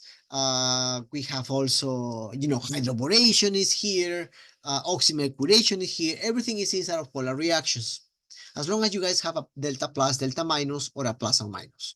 The next one is another one. I mean, can you guess which one is the second type of organic reactions? We study at the very end of organic chemistry 1. Okay, 2 seconds, 1 second. Good. Yes, radical reactions. Radical reactions is the second type of organic reaction, and the driving force for radical reaction is the presence of an unpaired electron. The unpaired electron, or what we call a radical, is a very reactive species and will always try to react in a to get stable, because an unpaired electron is not stable, so it will always highly reactive. Right? It's responsible for aging and for respiration in the mitochondria at the cellular level, right? So many things that are in radical reactions in the industry for glue, the industry for photolysis, photocatalytic processes, everything is always involving radical reaction. Atmospheric chemistry is definitely all radical reactions. Okay, and the last one, well, once again, the driving force for this radical reaction is the presence of unpaired electrons. In polar reactions is the presence of poles, delta plus, delta minus attracted to delta plus, and vice versa, right? So that's it. That's the polar reaction. And the last one is pericyclic reactions. That's what we're going to be studying right now. There are different types of pericyclic reactions. The one that we are going to be studying is the named reaction, another named reaction, Diels-Alder reaction, right? It's a type of pericyclic reaction in which the driving force is not a radical, it's not poles. What we will have is the interaction of filled orbitals versus empty orbitals. A filled orbital is not necessarily charged. It's not necessarily delta plus, delta minus. It's filled. So therefore, it's not a radical. Radicals are not filled. Radicals are partially filled. This one, we're talking about either full orbitals or empty orbitals. The full orbitals will overlap with the empty orbitals, and that's how they will form a chemical bond. There is no charge. This empty orbital is not charged. You might be thinking, oh, this empty orbital should be plus. Not necessarily. An empty orbital doesn't have to be charged. An empty orbital is just empty, right? It's like my hand. My hand is not missing anything. My hand is just empty. But now this hand is full, or let's say full, right? With this eraser, right? I don't have charge here. I just have something, have electrons, but I'm neutral. This is neutral. But what happens with this empty and full? We can share those electrons and then form a chemical bond. So that's why we call it a pericyclic reaction. Pericyclic reaction doesn't involve radicals, doesn't involve charge. What it involves is full orbitals or empty orbitals, right? So, and then of course, we're going to be using models, right? Models for, to understand this process, because it's kind of complex with the orbitals. Okay, so here there are different types. We're going to be focusing on this type of reaction. The Diels-Alder is a type of cycloaddition reaction. Cycloaddition is Diels-Alder, but there are many other pericyclic reactions. Electrocyclic, we have that's the Cope arrangement. Sigma-tropic arrangement is another type. Oh, actually, this is the Cope arrangement. Sigma-tropic arrangement is also some other reactions in which, as you can see, there is no charge, right? There is no charge here. There is no plus minus. There is no delta plus, delta minus. Remember, resonance is not delta plus, delta minus. Resonance is a dynamic, delocalization of electrons. The electrons are not creating plus and minuses. I mean, they create one orientation, but really what we're using is the orbitals. We're not using the charges that are created from the resonance. No, otherwise it would be a polar reaction. What we're using is the orbitals that are full or the orbitals that are empty. That's what we do in a pericyclic reaction. Okay, so that's coming next is the Diels-Alder reaction. Diels-Alder is another named reaction. Here we have two scientists, Diels and Alder. So in this case, they got a Nobel Prize, another Nobel Prize. Remember from the previous chapter that Sharpless, right? In anti-selective epoxidation, right? They were creating a chiral catalyst, right? To enhance or be selective in the production of an epoxide, right? Same thing. So now another Nobel Prize goes to Diels-Alder to produce this particular reaction. So from two open chains, we could call it open chains here, two open or two linear compounds, you are creating a cyclic compound. and it's cyclohexane. And we know that cyclohexanes are very important. Why? Because cyclohexanes are the most stable cyclic compounds, right? Cyclopentanes and cyclohexanes are the most stable cyclic compounds. So, of course, making a stable cyclic compound is a big deal in organic chemistry because it's stable, it's highly stable. So we want to make them. Okay, so those compounds. If you will be making a cyclobutane, maybe might not be as relevant because we don't find cyclobutane that predominant in biological systems or in life in general, right? So that might be the reason why Diels-Alder got a Nobel Prize, because you're making a six-member ring. Six-member rings are very important in organic chemistry. Okay, so the reaction, the mechanism is very simple. I'll definitely go over that. But the most important thing is to understand why. How does that happen? How does that happen that the Diels-Alder has the driving, right? The driving force. All right, so on this slide, what you guys can see are orbitals, okay? And now there is something very important, and then I really want to go over the details of the Diels-Alder reaction, because that's really, I know it's challenging. I know that right now you're frowning, right, on me right now, right? But we need to know how this reaction occurs. Why is it a pericyclic reaction? How is it possible? I mean, the radical reaction makes sense because it's an unpaired electron that is interacting, right, with the, with a to gain stability is reacting. That's why it's highly reactive. In the case of the delta plus, delta minus, I understand that because those are the electrostatic forces. The negative pole attract with the positive pole. That's how the displacement occurs, right? Or the elimination occurs, or the addition occurs by that type of interaction.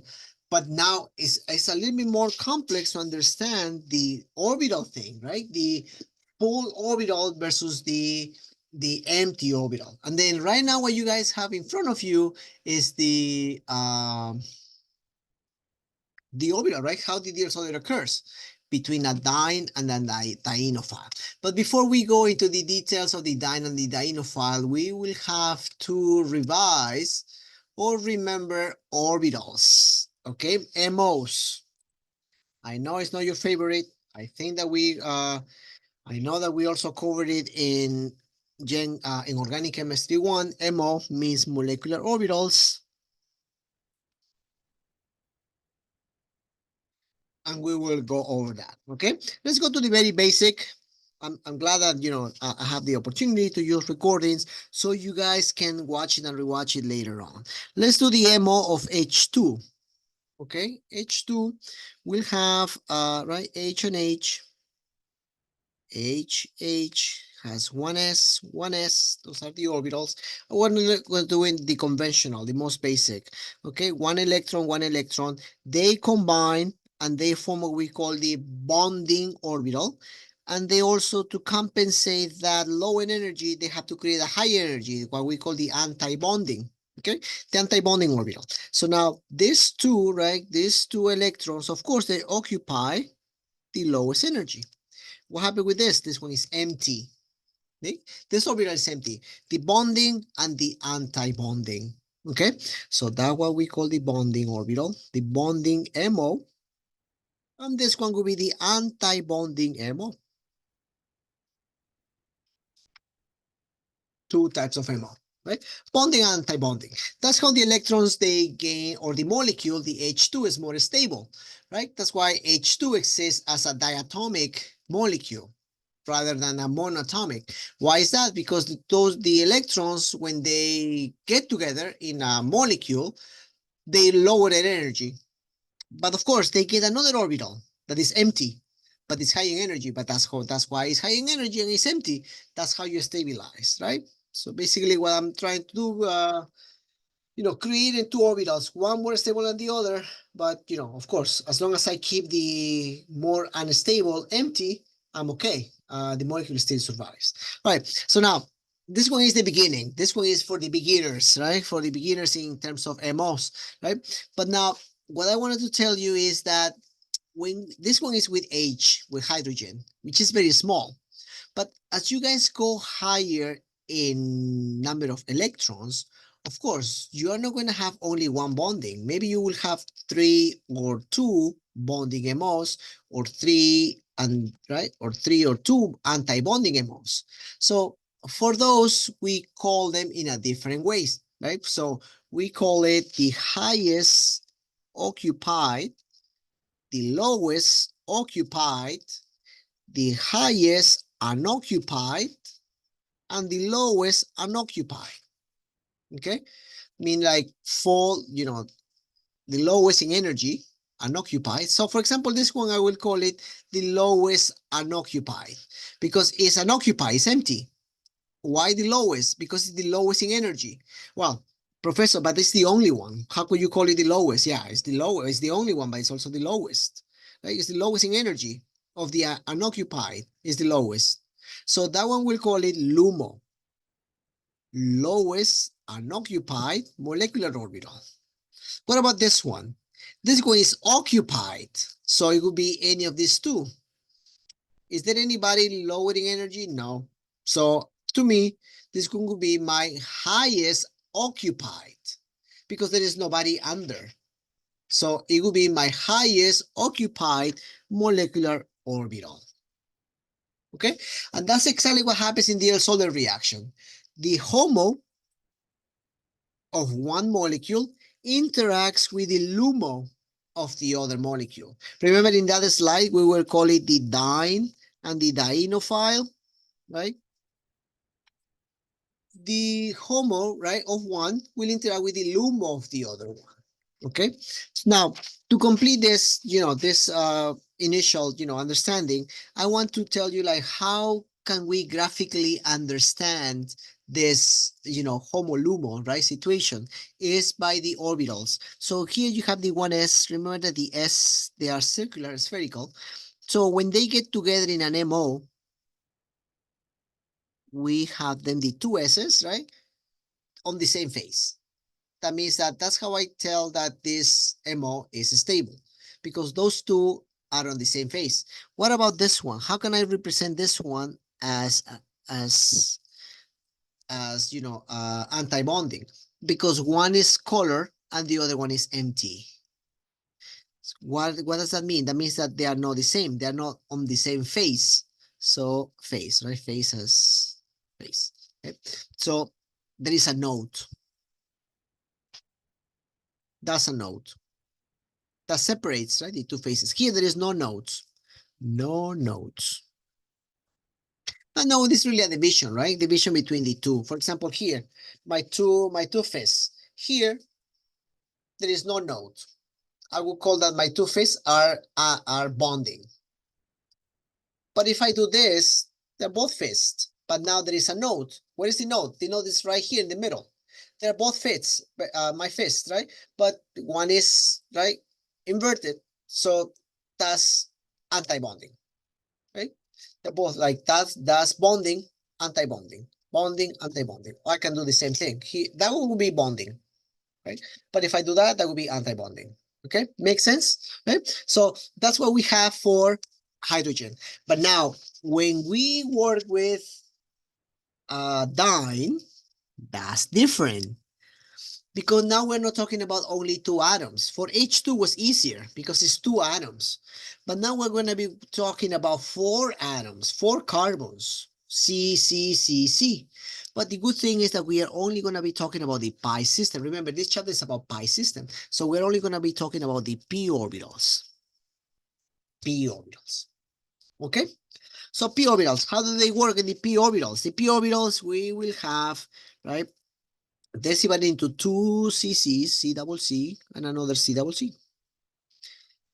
So how many p orbitals are being mixed? We're mixing 1, 2, 3, 4 p orbitals. If you have 4 p orbitals, you guys will have 4 MOs. Okay, same thing here.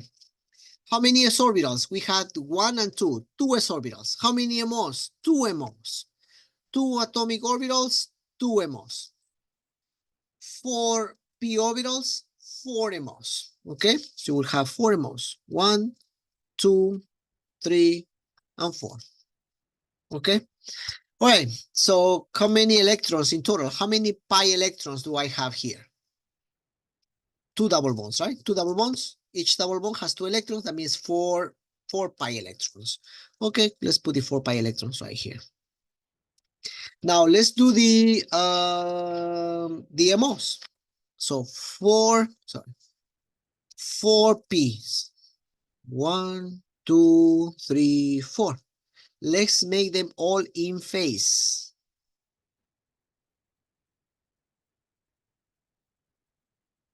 That is.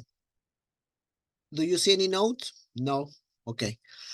The second one should be higher in energy. If the first one has no nodes, how many nodes should you have here? 1, right? Why? Because this one is more stable. More stable has 0 nodes. The next one should have at least 1 node. The next one should have 2 nodes, and the third one should have 3 nodes. Okay, so how can I make it with 1 node? 1, 2, 3, 4, right? Yes. What if I do it like this? Can you guys see the nodes? Yes, Professor, I see the node. The node is right here. Professor, why is the node not here? It's not here because they are blue to blue.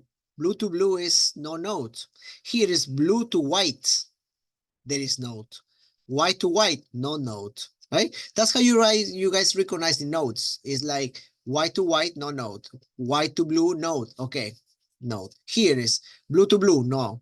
Blue to blue, no. Blue to blue, no. Okay, keep going. Right? So that's how you recognize the nodes.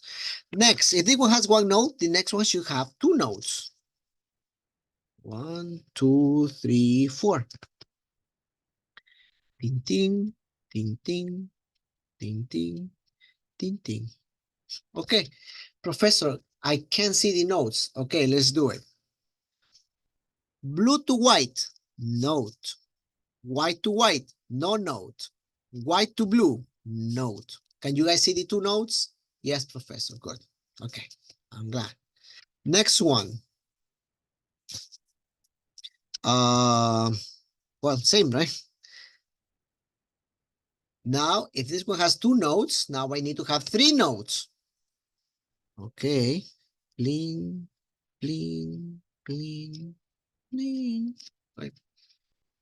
Can you see the 3 nodes? Yes. Blue to white node, white to blue node, white, blue to white node. 3 nodes. See, those are my 4 MOs. Okay. Now let's put the electrons. How many electrons? 4. Okay. Let's put another color. Maybe this one, so you guys can see it.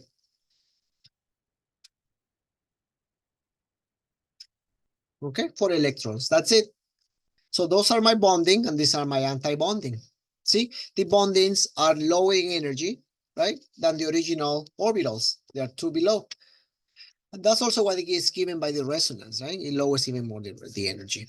Okay, now let's label them. Remember the label. What do you mean by label, Professor?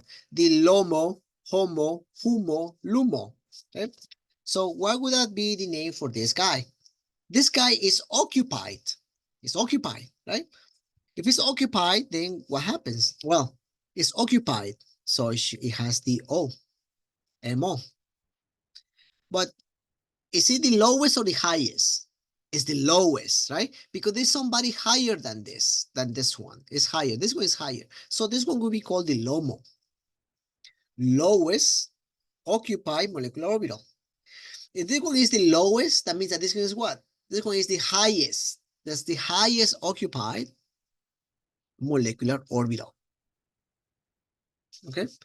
This one is empty. If it's empty, it's a U, unoccupied, unoccupied. And this is also unoccupied. Is something, right? Now, out of these 2, is this one the lowest or the highest? Is the lowest. Is the lowest unoccupied molecular orbital. There is somebody higher than this, than this one, right? This one is higher. This one is lower. So this one will be the LUMO. And this one will be the HUMO. HUMO, LUMO, HOMO, LOMO. Okay, so that would be the combination of the 4 MOs. Okay, so this is the diene. This diene interacts like that. And I have a model right here. Hopefully you guys like it. It took me a while to construct it. That's the diene. Okay, you see in this case, this one will be the LOMO. Right? Why is it LOMO? So here, I mean, this model, it comes in pink and purple. So the white will be the pink, and the blue will be the purple. See, they are all in phase, same phase. That will be the LOMO. All the p orbitals are in the same phase, and all the p orbitals in the same phase. See, that's the sigma, sigma, sigma, sigma, and that's just the pi. Let me use this pi, right? Pi, remember, pi has two lobes, right? And that's the sigma, sigma, sigma, sigma. Those are the hydrogens. Those are these two hydrogens that I didn't really go over, but you know, they are there. But those are the hydrogens, right? It has hydrogens. That's the hydrogen, that's the hydrogen, right? That's it there. So that would be the dye. So, and that's how I'm putting it. Oh, Professor, can you put it in a zigzag like this one? Yeah, I can put it in a zigzag. I'm doing this for a reason, because the Diels-Alder needs the dye to be like this shape. Looks like a C, right? Like a C letter, right? So like a C letter, it is needed this C letter for Diels-Alder. That's why I'm showing you this particular conformation. So how would that be, Professor, if you want to do this one, the HOMO? Okay, if you guys want the HOMO, it would be like this. It's gonna take me a second, but I can still do it. Ta-da.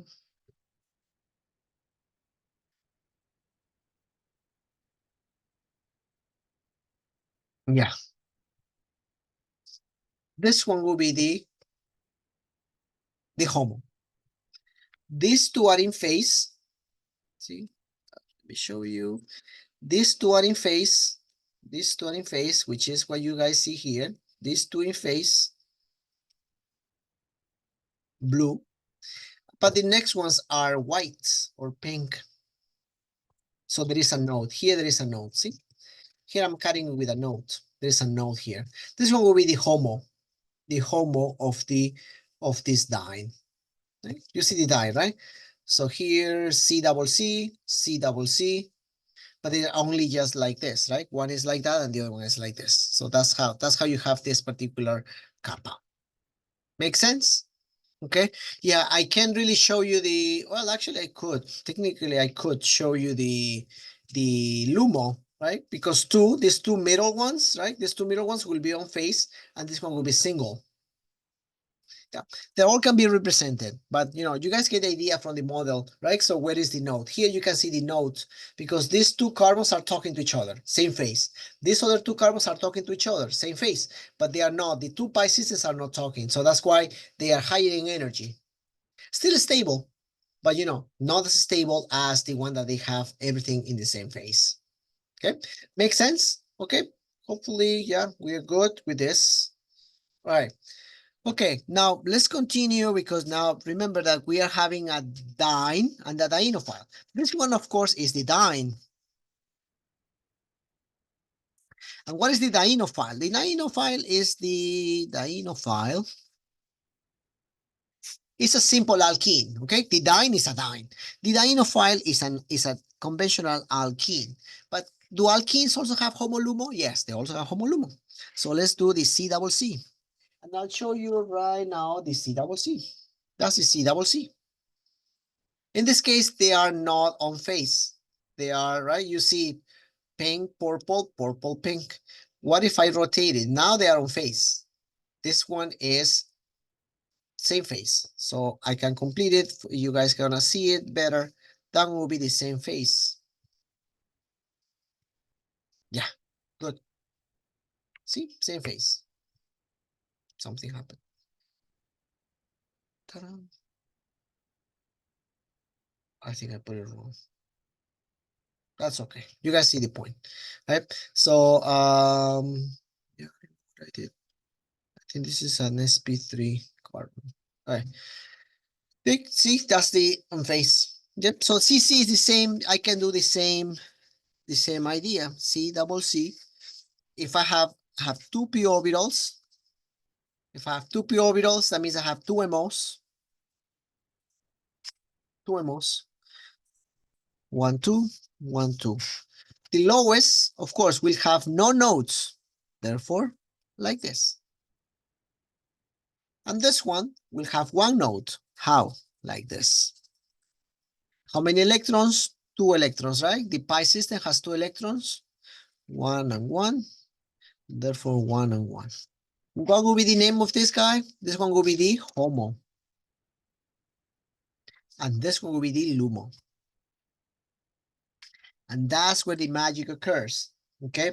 So the HOMO and the LUMO will team or will interact. This one is the LUMO of my dienophile. You see the LUMO of the, here the LUMO of the dienophile, see, out of the face, right? Dark, clear, well, in this case, it would be like this. Dark white or dark empty, that's the LUMO. The LUMO of the dienophile will interact with the HOMO of the, let me change, give me a second. All right, so I took some time to build the HOMO, right? This is the HOMO of the dine, right? You will see here 2 on face, 2 out of face. So this one is on face, right? And this is opposite face. So that would be the HOMO, right? So we saw it, right? Here, this one, right here, I'm using the cursor, right? Right here, you can see that that's the HOMO of the dine. That's the HOMO because that it is basically, right? This one is, there is one node. And this one is the LUMO of the dienophile. How do I know? Because they both have one node here, and this one also has one node here. How does that interact? How does that play? How is the magic, right? How is the interaction? The interaction happens like this. There will not be like a face-to-face reaction. It's an orbital interaction. I don't know, you guys see how the orbitals really click. See, the HOMO and the LUMO, they interact.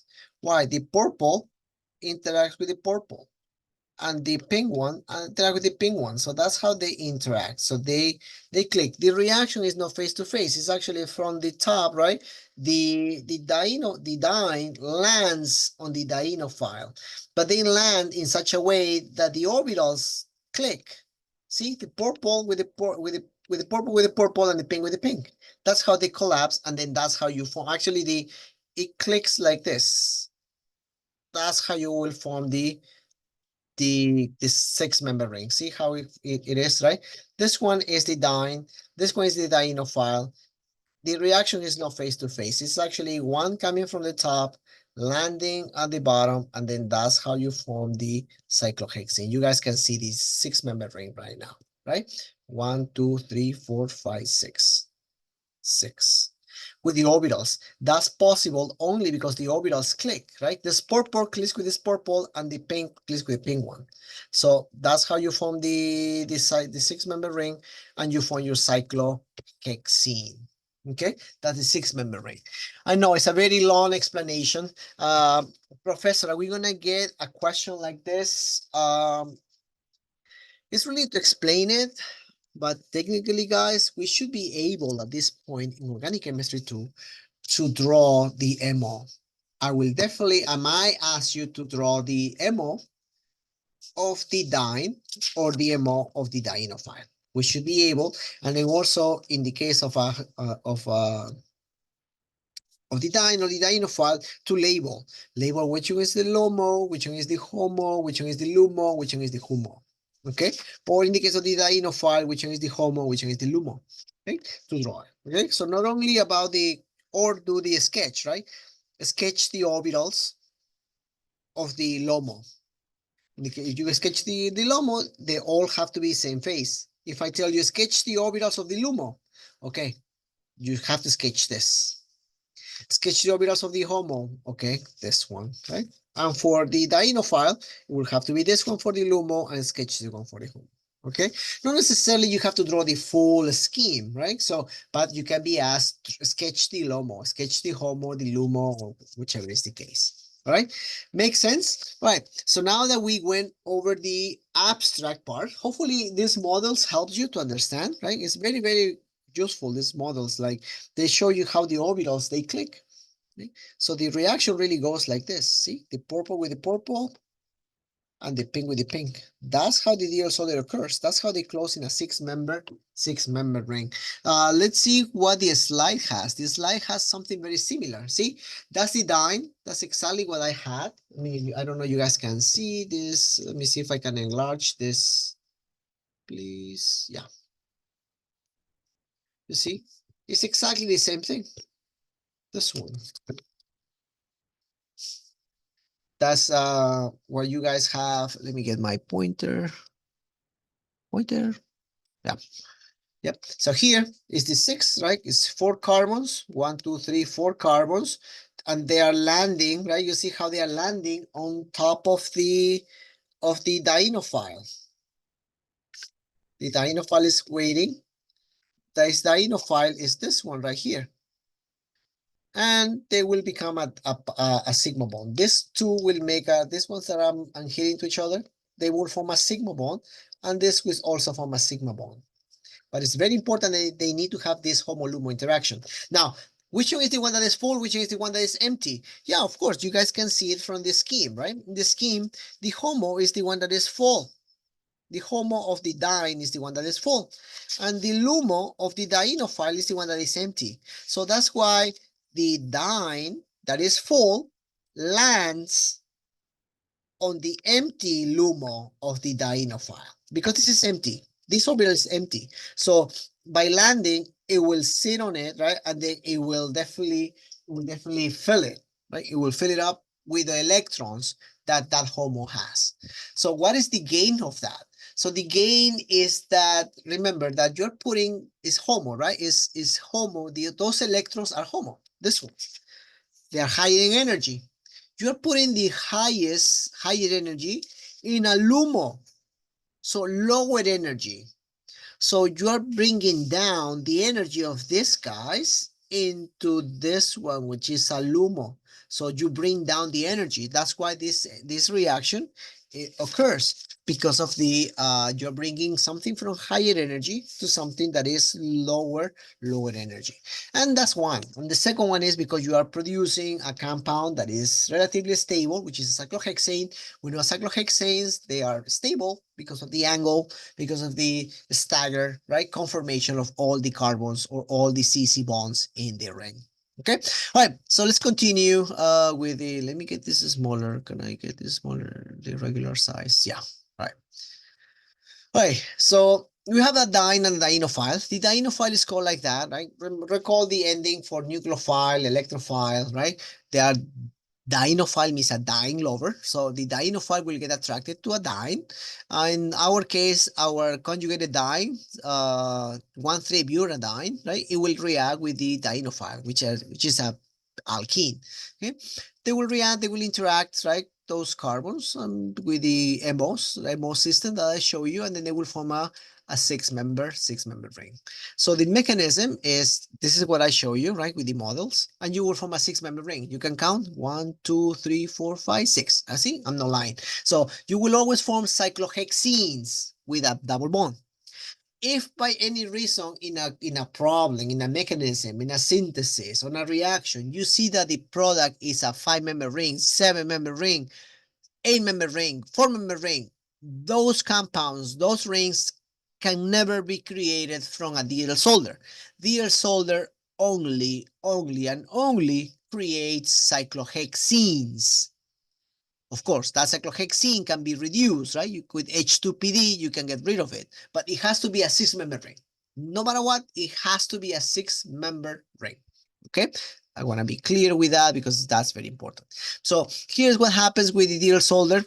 And once again, this one is better to explain it with the on the board. I call this my board, but it's really my piece of paper.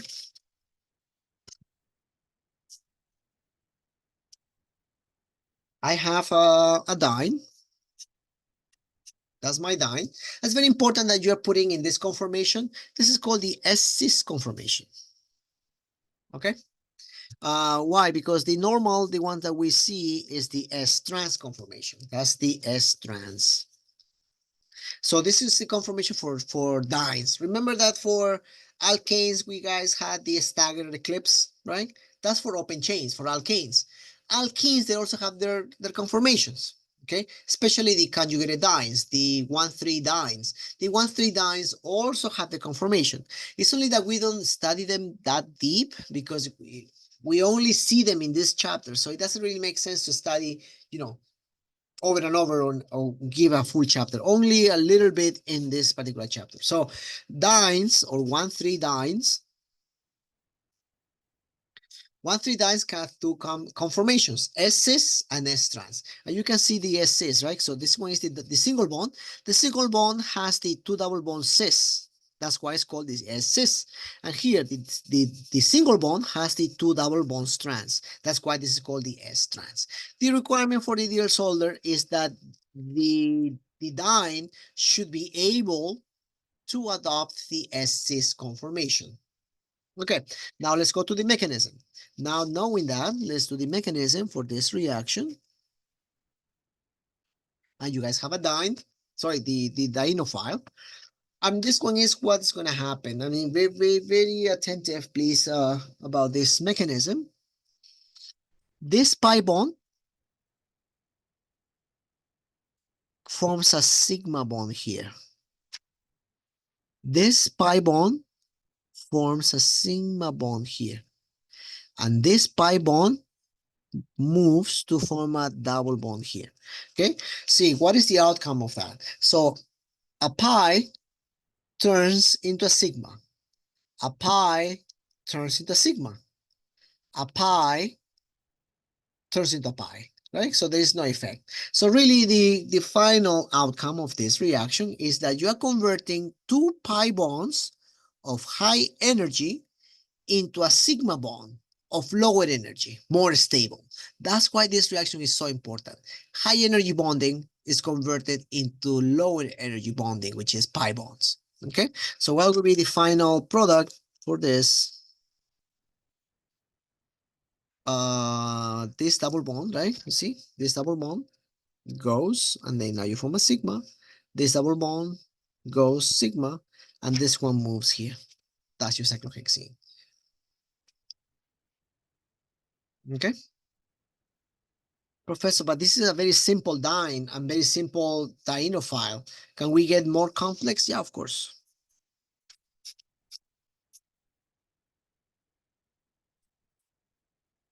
Yeah, a dienophile. Click, click, click.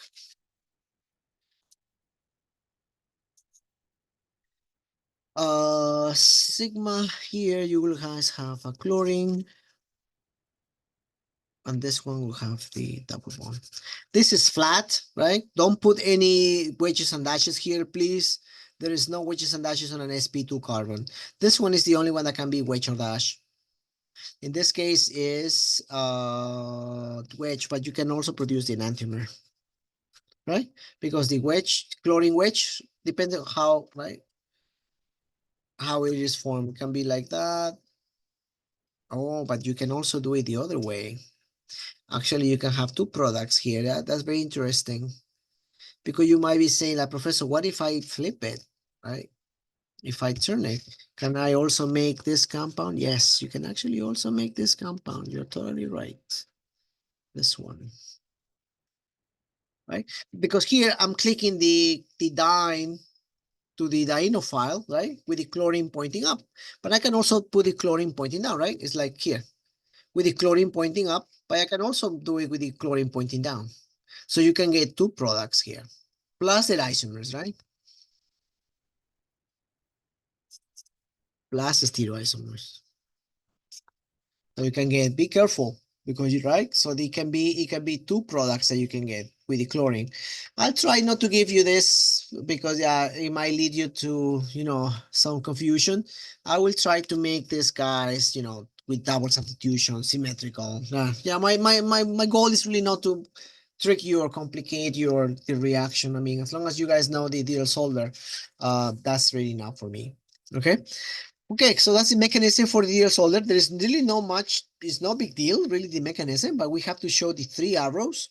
It's concerted. Yeah, by the way, it's concerted. It's not like this one is first, this one is second, this one is third. No, the three bonds are forming. This breaks, forms, breaks, forms, breaks, forms. Okay, it's a concerted reaction. There's no, oh, this is forming first, this is hanging, and then this one clicks, and the other one still moving. No, it is all three together. Remember the reaction, right? Remember the dine. It clicks and sorry, it clicks and they all move at the same time. So it basically kind of merges into one single in a cyclic compound. All right.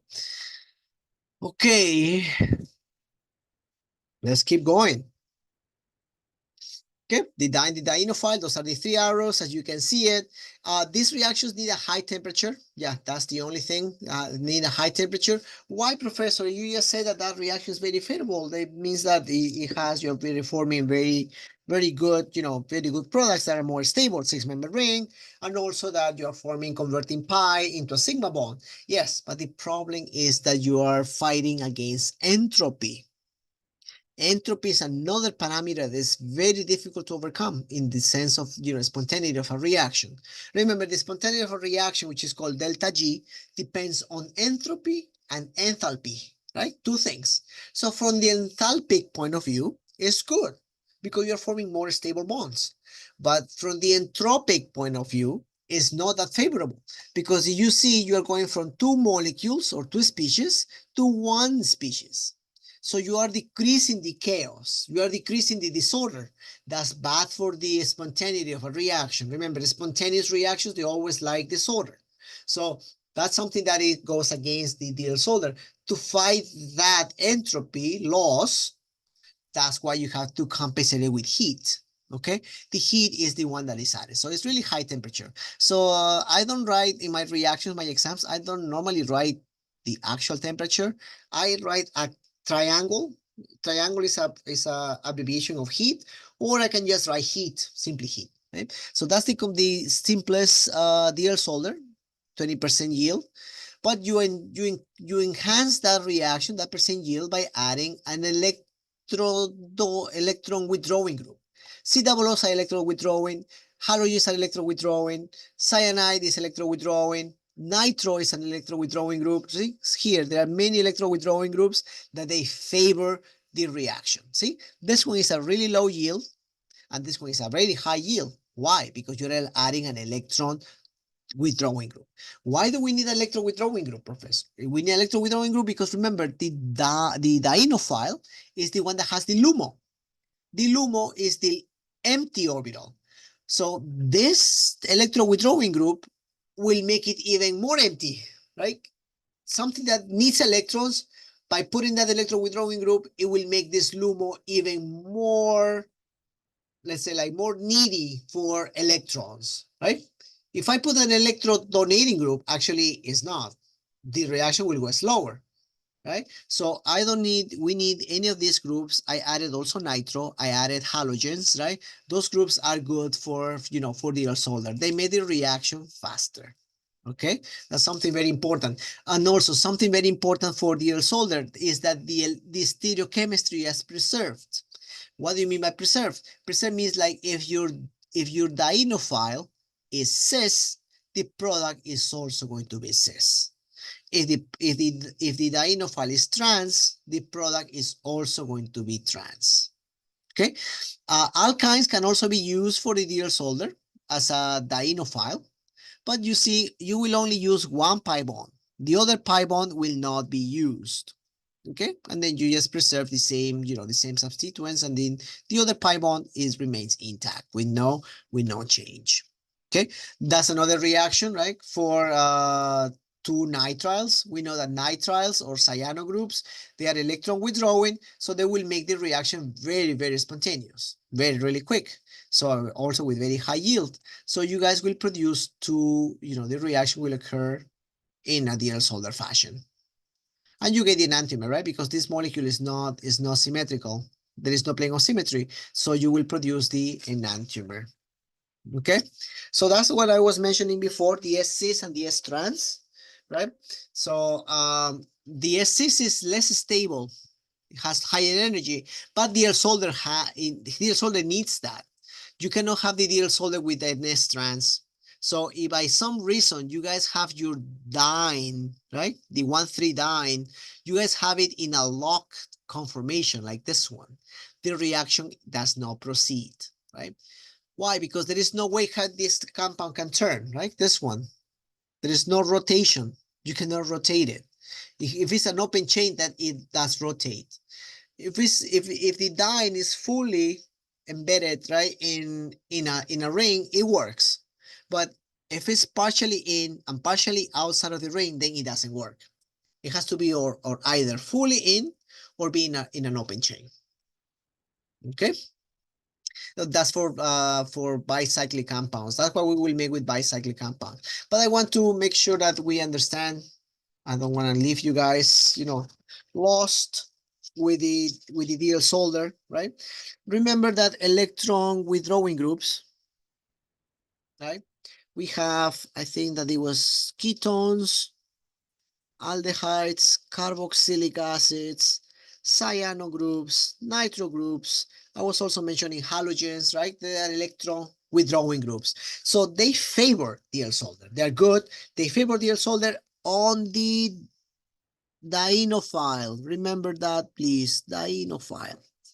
They make it faster. Okay. Electrodonating groups. They actually make it slower. So OHs, ORs, R groups, right? Nitrogens, any type of nitrogen, NH2 or NHR, any or NR2, yeah. Those, they're bad. They're electrodonating groups. They make the groups, they make the Diels-Alder on the dienophile, of course. They make it slower. Okay, so let's do some examples. Ping, ping, ping, ping, ping. Nitro. Okay, you guys want the reaction between those? Close. Ding, ding, ding. Okay, 6-member ring. This is cis, right? The nitros are cis. Therefore, the nitros will also be cis here. Double bond. Is this molecule chiral? No. Why? Because it has a plane of symmetry. So this one will be your only product. Okay. Another compound, let me see. Plus.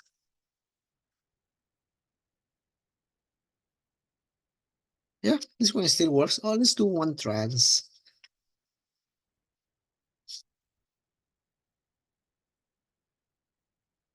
Trans, right? Now, this one is an electro-withdrawing and electro-donating. Yeah, of course, this reaction will go faster. Why is this going faster? This is going faster, of course, because it has two electro-withdrawing groups. This one goes slower because it has one electro-withdrawing, one electro-donating, right? The more electro-withdrawing groups you have, the better, right? Of course.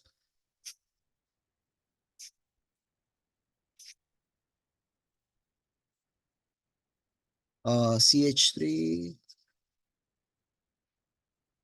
You see, they are trans, right? Trans, because the dienophile is trans, so the product should also be trans. Make sense? Okay, plus enantiomer, right? Plus enantiomer. Because you will also have the CH3 dash and the NO2 wedge. You guys will have the two potential products. Okay. If they ask you the ranking, of course, you have to rank, let's say, like which dienophile will be faster. Yeah, of course. If you ask me like this one, NO2, chlorine, chlorine CH3, cyano, OH, OCH3, chlorine. Yeah, you asked me this, right? So here, which one is faster? Okay, my answer would be, of course, this one. This one is faster. right? Because I have 3 electron withdrawing groups. Here I have 2 electron withdrawing groups. Here I have 1 electron withdrawing, 1 electron donating. Here I have 2 electron donating, 1 electron withdrawing. So this one will be my first fastest, right? Fastest. Then would be this one, second fastest, right? Then would be this one, third fastest, and then this one. That's the slowest. And that's the fastest. Okay, good. Now you asked me, Professor, is there any ranking about that, about this? Yeah, actually the electron withdrawing strength is different. They are not the same. Are we going to learn it in this chapter? No, you guys will learn that on the next chapter, chapter 17, aromaticity. We will go over this. Well, actually, no, chapter 18. On chapter 18, you guys will learn the relative electron withdrawing strengths of these guys. You will also learn the relative electron donating strengths of these guys. Okay, so not right now, but yeah, it's not the same thing. A ketone, an aldehyde, a cyano, a halogen, a nitro, and a carboxyl group. No, they're not the same. But for this particular chapter, I'll make sure that I will give you really by number, right? By number, okay? So that's something, electron withdrawing groups, by number. Always try to remember this. That one we have, unfortunately, you cannot use that as a reference table. Remember these electron withdrawing groups, ketones, aldehydes, carboxyl. Esters, yeah, actually esters too. Esters are also electron withdrawing groups if it's attached from the COO, okay? Remember, the attachment is from this side, this side, this side, this side, this side, this side, this side. That's attachment.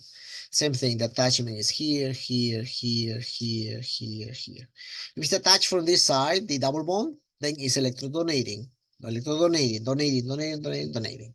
Okay, so remember this one, take a photographic, your photographic memory, use it for this particular piece of paper because this is the division between the electron withdrawing groups and the electron donating groups. Right. So now let's go to the bicyclic compounds. Okay. Is that it? I think so. Okay, the bicyclic compounds. So, oh no, before we do that. So I was telling you that this particular conformation is not, you cannot have the Diels-Alder, right? Because there is no way how these bonds can rotate. You cannot have the S-cis conformation. Right? Because if you want to rotate this one, right, to put it S-cis, if you rotate that, you're pushing the ring, right, inside. By pushing the ring inside, you're sending this double bond to the front. So it will not. There is no way how this is called exocyclic double bond can be S-cis with an endocyclic double bond. Endocyclic means that it's inside of the ring. Exocyclic means that it's outside of the ring. So you have an exocyclic with an endocyclic, there is no way they can be an S-cis conformation. But what about if I have two double bonds? Yes, this one is good. This one is actually perfect. That's a diene. They're both endocyclic, therefore they can definitely do Diels-Alder. Now, it's challenging, it's a little bit tricky, and then let's see how we do this the visualization of visualize the formation of the bicyclic compound. Okay, so we have this, and we have, let's say, this simple one. Okay, let's say this. Now, if you put it face to face, you cannot really see it that well. Okay, because if I do the reaction, you will say like, Professor, yes, I do see the diene, and I see the dienophile. But with this bridge in the middle, it's really difficult for me to see it. True. You can, definitely. But that's why in our case, you guys will have that, and you guys are gonna send up these two. See, those two carbons are bothering you. You guys will send them up, like a handle of a basket, right? Of a basket of a, like those straw, right? Straw baskets, right? Imagine like, right? Those baskets that normally are like that and they have a handle, right? Like that. Like imagine that that's your diene and then you're sending, right? The handle is that part that is going higher, right? So, and now the dienophile is exposed to the diene. Now you guys can do the Diels-Alder. See? I'm pushing that group up, and then I'm closing in the Diels-Alder. So 1, 2, 3, 4, 5, 6. The bicycle always look like this, like as a bend. It's a this shape, like something like that, like a bean shape, right? 6. It's 6 always, so it's a 6-member ring always, so there's no question. And the handle goes up. The double bond is here, cyclohexene. Okay? That's cyclohexene, and then you're getting a bicyclic compound. No naming. I'm not asking you to name it, but you know how to make it. Definitely, we need to know. We need to learn how to make a bicyclic compound, because that's really the whole point. One of the most important, things to learn in Diels-Alder is how to make bicyclic compounds. That's really one of the most important things, like, that we need to do in Diels-Alder. Okay, another example. Yes, I know I heard a yes. Okay, Professor, can I also do with a 5-member ring? Yes, you can also do with a 5-member ring. Chlorine, chlorine. Okay, Professor, help me. I don't know how to do it. Okay, do you see the diene? Yes, Professor. Here is the diene. Diene, diene. Okay. See the conjugated. It has to be 1,3 diene. I mean, conjugated. Double, single, double. You see it. And the dienophile, of course, the double bond with 2 electron withdrawing groups. Perfect, because that makes the reaction faster. Okay, now this diene, I don't really see it. You say that now, can you see the diene? Right? The C, and that's the dienophile. Professor, that bridge bothers me. Okay, what to do with bridges that bother you? Send them up.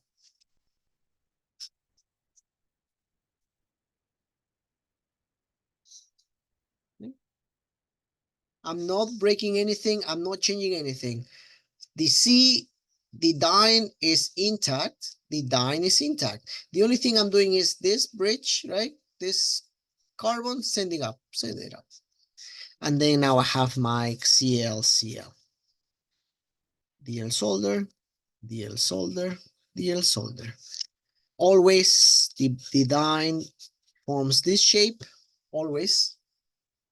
And your bridge now has only one carbon. One carbon. Fling. Now the chlorines. Okay, now that's something that is very important for us to know about the chlorines.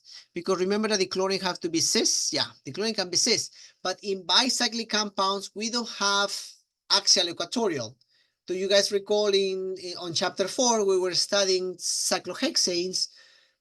Axial equatorial was more stable than the axial, right? So now in bicyclic compounds, do we also have axial equatorial? No, because you see, doesn't look like a chair conformation. It looks more like a B, right? Like a B shape, right? Looks like this, more like that. So you can have axial equatorial. What you guys will have is endo and exo. What is endo? Endo will always be pointing down. The endo, well, this one is double bond. Double bonds, they don't have endo exo. They are just flat. So that's endo. And these are exo. This one, exo, exo. Okay. I prepared a model. I will show you right now. And here it is. Okay. You see here the bicyclic compound, right? Six carbons. 1, 2, 3, 4, 5, 6. The bridge, you will see the bridge right there. The bridge. That's this bridge. That's the double bond. You guys see this C double C? C double C right here. Basically, the molecule looks like that. And I have 2 positions. If you see it from the side, you guys will have the endo position and the exo position.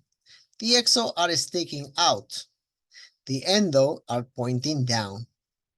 Do I have endo up? No, never. The endos are always pointing down, straight down. The exo. Is the exo ever pointing down? No, the exos are always pointing up. Okay, so the exo would be equivalent to what we call equatorial up. And the endos could be equivalent to what we call the axial down. Okay, now where are the chlorines going in this case? Is there any rule that tells us that what is the orientation of the chlorines? Yeah, actually, yeah. I use this particular way, I mean, to show you, but really how the reaction goes, the reaction says that if you have an electron withdrawing group, the electron withdrawing groups will always prefer to go to the endo position. Endo is preferred in the Diels-Alder reaction. So your product would actually prefer the chlorines down. Okay, that will be the expected product, in which you guys will have the chlorines pointing down, because the endo is the most favorable. Okay, so if they are electron withdrawing groups, so endo. Okay, there is more explanation on the slides, but I will show you more. I'll give you more examples for bicyclic compounds.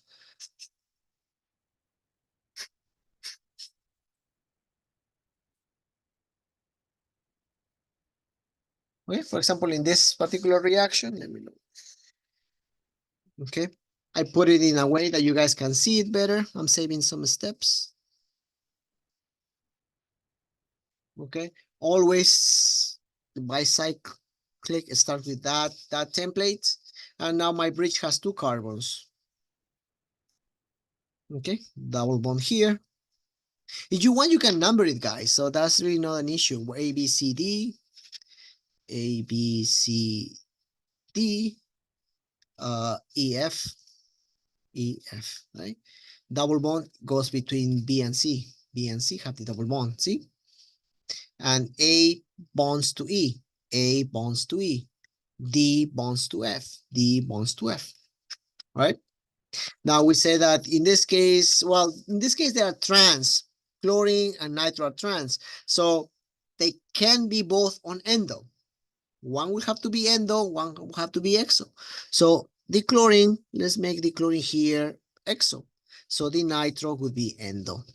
And you will form another product. What is the other product? The other product will be the one that has now the nitro endo and the chlorine exo. Sorry, my bad. The nitro exo and the chlorine endo, right? See the opposite, right? So this one is pointing down. Now the nitro is sticking out. Here it was sticking out. Now it's pointing down, right? The chlorine, right? You will get both, because in this case they are trans.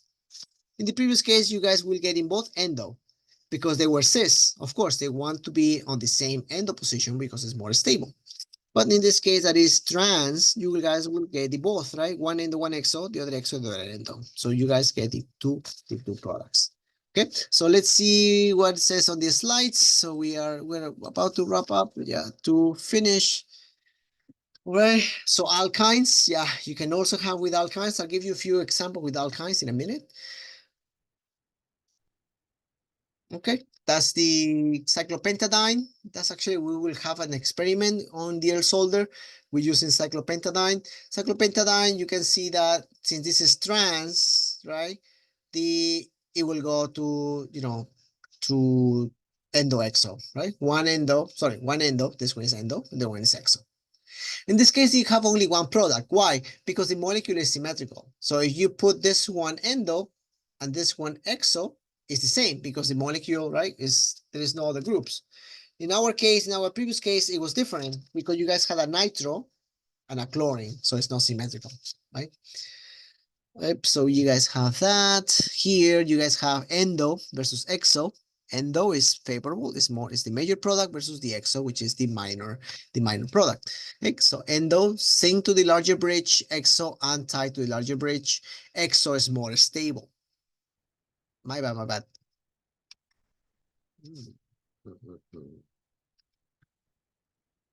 No.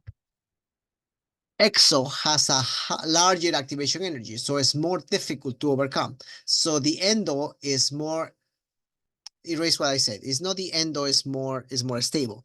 The exo is more stable, it's the most stable. It's only that the exo, even though it's the most stable, has the largest activation energy. It's more difficult to achieve the exo, even though the exo is the most stable, but the activation energy is too high. Endo is less stable, but it has a lower activation energy, which makes sense, right? Because the endo is really the equivalent to the axial. We know that axial is not that stable, right? And exo should be more stable, but it has a larger activation energy, right? And why is that? Here it explains you why the exo sorry, the endo is the most abundant product, even though it's not the most stable. Why is it the most abundant? Why it has the lowest activation energy? It's because of the transition state. Transition state has, right, when the two groups are endo, they're closer to the alkene. You're forming here, remember that here at this step, you're forming an alkene here. That alkene with the pi electrons align with the electrons from the electron withdrawing groups. So that stabilizes that transition state. That's why the electron barrier is lower. Why? Because when it's endo, these pi bonds align with these pi bonds that are forming. So that is a positive interaction. So it makes it more stable. When you are exo, right, the electron withdrawing groups do not align with the forming, right, the forming pi bond. So it's a higher cost, some higher activation energy. Okay, so this one is a favorable interaction between the developing pi bond, yeah, the pi bond that is forming, with the electron withdrawing substituents. In this case, aldehyde, cyano, nitro, ketone, ester, carboxyl, right? So they are bad. So they're good for this transition state. The transition state is stabilized by the presence of those endo, in endo only, because in endo they're closer to it. If they're exo, no, they're exo, they're farther away. They're too far apart, therefore there is no interaction. The transition state is more energetic, it has more energy. So exo is more stable, technically, the product, but the transition state is less stable, therefore is not, is in the terms of the transition state, it makes it more difficult. Okay. Endo is the most abundant product. All right, so this one is a summary. Before I close the chapter, well, I wanted to show you this. This one is a summary. For every chapter, we always have this at the end of the textbook. Right? It shows you step by step, right? Or like a summary, like a screenshot, right? Of all the not a screenshot, like a summary, right? Of all the reactions that are studied in the chapter. So here we have the Diels-Alder. Oh, I forgot. The Diels-Alder has a retro, and then it's very important to study the retro, how to go back. That's very important. I will also close the chapter, this recording, with doing retro Diels-Alder. And the alkyne. The alkyne can also be done. Okay, that's it. Yeah, I think that's all we have from the. That's all we have from the slides. I will start working on the alkynes, using alkynes as dienophiles.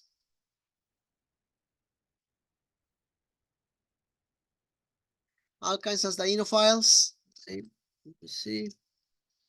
Okay, so let's start with a simple one. Let's say I have an alkyne here with a chlorine and another chlorine. Okay, so if I do Diels-Alder, tin, tin, tin, tin, tin, tin, tin. Okay, 6-member ring. Double bond here.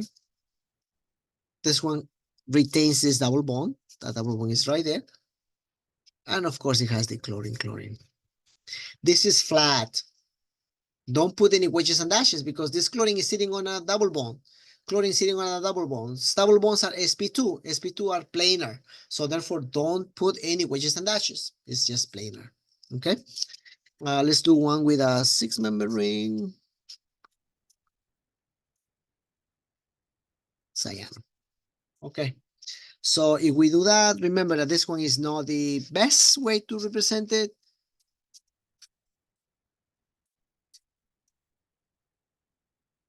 Those two and sending them up, right? I have my diene, that bridge, I sending it up. Triple bond, cyano. Right? Close, double bond. It's a bicyclic compound. Okay, bridge has two carbons,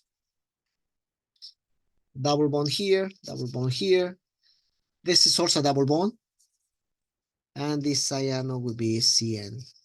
I know it looks like an endo, right? Because on a paper, I cannot really say that it's flat, but try to make it the most flat that you can, right?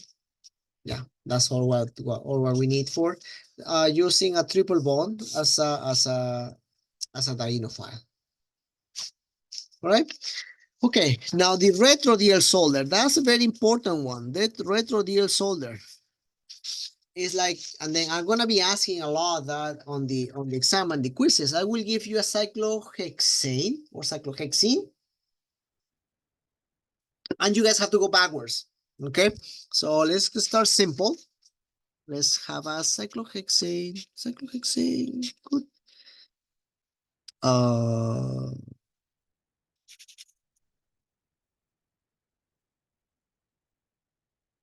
okay, you have this one, right? And they tell me this one is a Diels-Alder product.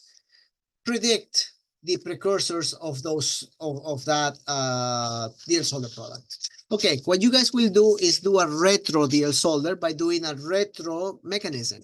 You guys will start from the double bond. The double bond, remember that you were going either clockwise or counterclockwise in the arrows to make the Diels-Alder.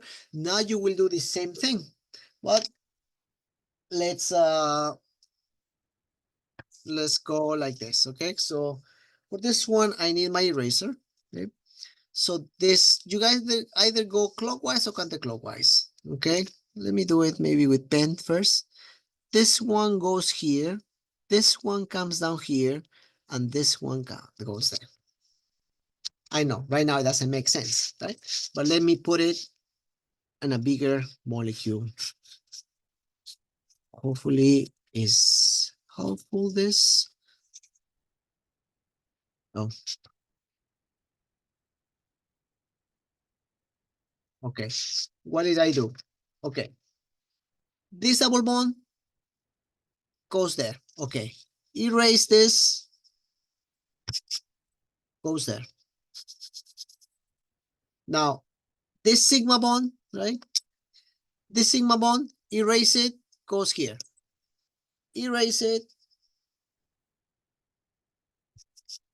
goes here. This sigma bond, erase it, goes here. Erase this, and goes there. That's it. Okay, my product would be, or my precursor would be this, guys, and then this double bond CH3, CH3. Of course, never leave the double bond with the wedges, right? So remember, double bonds are always flat, so it will be like this. Okay, let's do more examples. I know that I hear voices saying like one more. I know one more. Let me get more paper. We're running out of paper. Another one. Let me see.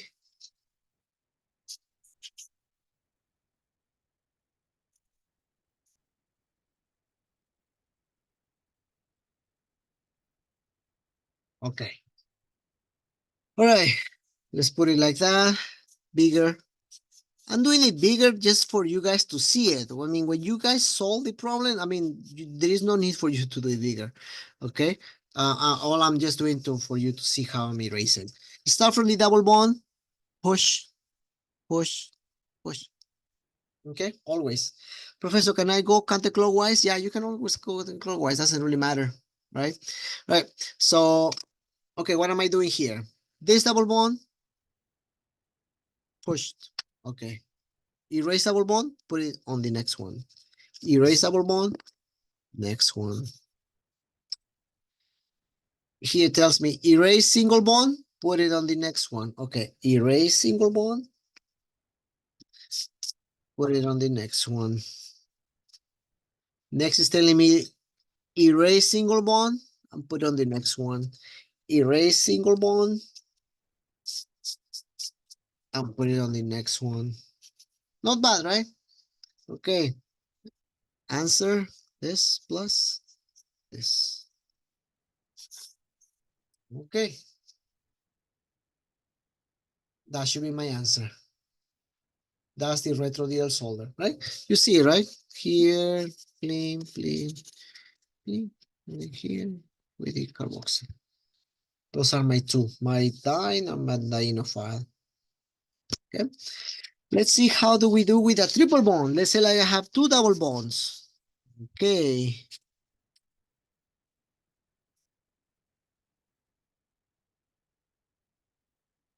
Okay, I'll give you the trick from the very beginning. All right, so remember that when you guys have a two double bonds, right? Two double bonds means that one of them is coming from the Diels-Alder and the other one is the leftover of the alkyne, right? Because from all the examples that we have seen, we only get one double bond. We don't get two double bonds. The only case in which you guys get two double bonds is when an alkyne is involved, right? So if you show me a molecule like this with two double bonds, that means that one is the Diels-Alder and one is the alkyne, right? The whatever is left, right, from the alkyne. How do I know which one? Okay, so my recommendation is always use the double bond that is the farthest away from the electron withdrawing group. If you don't have an electron withdrawing group, so then it doesn't matter. But if you have an electron withdrawing group like cyanide, how do I know cyanide is an electron withdrawing group? Because we had a, what is mine? Lewis, I had it. I lost it. Where is it? Oh, yes. I told you, right, guys, to remember this list, this sequence. I mean, this group of electron withdrawing groups, electronegating groups, right? Cyano is one of my electron withdrawing groups. So I want my electron withdrawing group sitting on the dienophile, right? So to do that, you start with the double bond that is the farthest away from from the electron withdrawing group. Oh, Professor, what if it's in the middle? Okay, so if it's in the middle, then it doesn't matter. It doesn't matter because it is, right? It's at the same distance.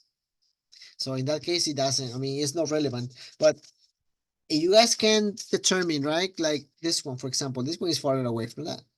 So definitely I will use this. Okay. So let's do it bigger. I don't know if you guys like it like this. It helps you to see it.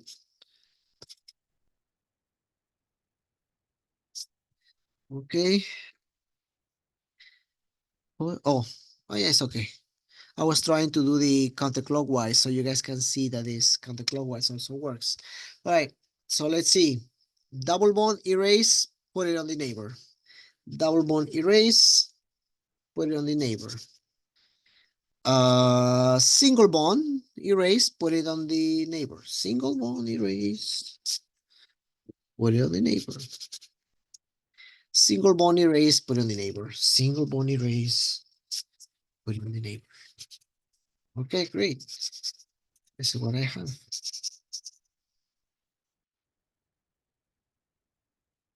Right? Make sure that an alkyne should be linear, please. Linear, linear, linear. Alkynes are linear. No wedges, no dashes.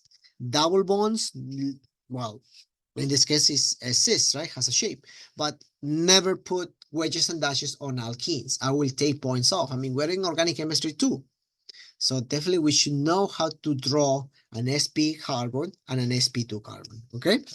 Right, so let's see another example, how to do the retro Diels-Alder on bicyclic compounds, right? So, now let's go to the monsters. Yeah, after this one, you guys will be able to draw monsters or disassemble monsters. Dun, dun, dun, dun, dun, dun.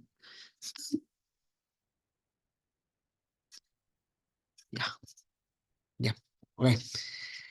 What should I do? Well, first, in the bicyclic compound, remember that you guys have a 6-member ring.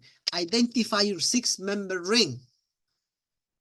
1, 2, 3, 4, 5. No. One, of course, on the alkene, right? 1, 2, 3, 4, 5, 6. Yes. Okay. This one is your 6-member ring.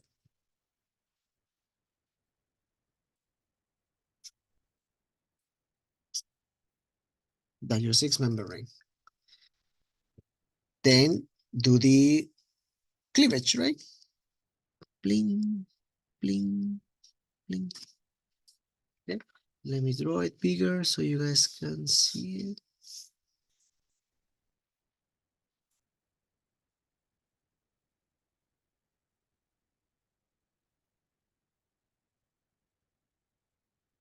Right. It tells me erase double bond, put it on the neighbor. Erase double bond, put it on the neighbor. Erase single bond, put it on the neighbor. Erase single bond, put it on the neighbor. Erase single bond, put it on the neighbor. Erase single bond, put it on the neighbor. Okay, good. Double bond, CH3, that's one. And that's a five-member ring. 1, 2, 3, 4, 5 with two double bonds. Ta-da. Okay, let's go more complex. Bling, bling, bling, bling, bling, bling, bling, bling, bling, bling.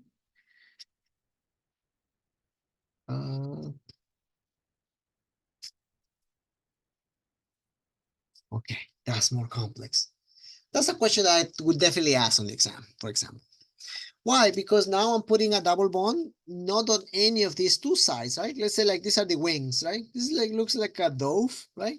Like a bird, right? Kind of like the wings, and that's the body, right? So normally you will see the double bonds on either wing or the bird of this dove, right? So, but now in this case, no. In this case, it's actually in the middle. So you guys got to decide which one is your six-member ring. Apparently, I say like 1, 2, 3, 4, 5, 6 works. 1, 2, 3, 4, 5, 6 works because it's a bicyclic compound. If it's a bicyclic compound, you should be able to identify two rings because it's bicyclic. Bi means that you have two options for the rings. This one is one ring, and this is the other ring. Bicyclic, 1 and 2. Which one should you choose? In this case, if I have electron withdrawing groups, of course, I have to choose this side that has electron withdrawing groups. Remember, Diels-Alder likes electron withdrawing groups. That's good for Diels-Alder. So if you are going to disassemble a Diels-Alder, always do it from the side that has electron withdrawing groups. What if I have one electron withdrawing on each side? Yeah, in that case, it doesn't matter. You can go either this way or this way. What if I have one electron withdrawing, one electron donating? Well, that still works. So do it from the side that you have electron withdrawing, electron donating. Okay, those are the options. In this case, I'm putting two electron withdrawings on the same side. Of course, here there is no doubt, right? So you guys have to go this way. But what if I put two electron withdrawings and one electron withdrawing here? Oh, if that's the case, always go with the side that has more electron withdrawing groups. Okay, good. So my six-member ring, my cyclohexene, of course, is going to be this. You can identify the 6 carbons, right? So 1, 2, 3, 4, 5, 6. Okay, same idea as before. So let's use red now. Clean. Always start from the double bond. Double bond, push, push, push. Okay, so let's do it in bigger so you guys can see what I'm doing.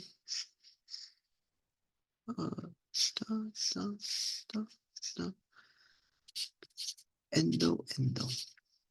Okay, so we said here, double bond, erase double bond, draw on the neighbor. Erase double bond, put it on the neighbor. Erase single bond, put it on the neighbor. Erase single bond, put it on the neighbor.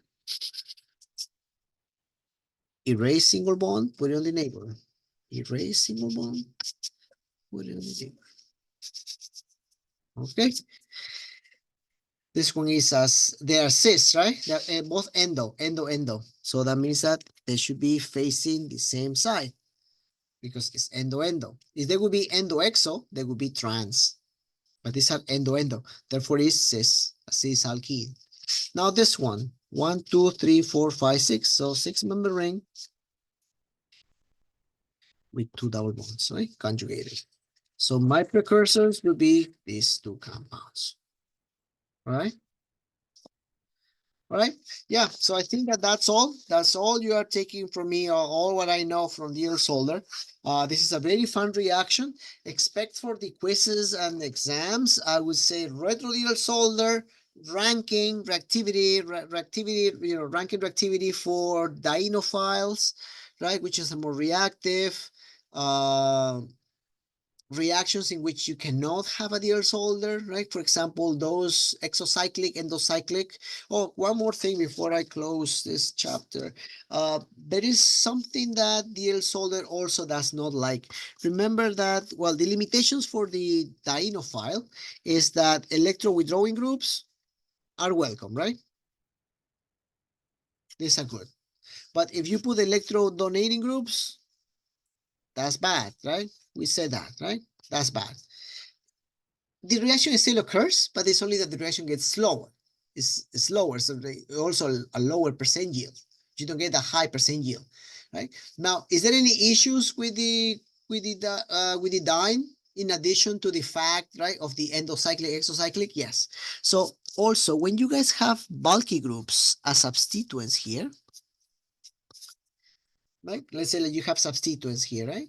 So you have terbutyl, methyl, isopropyl. They are bulky. So if they are bulky, they don't help to close the Diels-Alder. So the bulkier the groups that you have on these ends is only on the ends. If here you have bulky, that doesn't matter, right?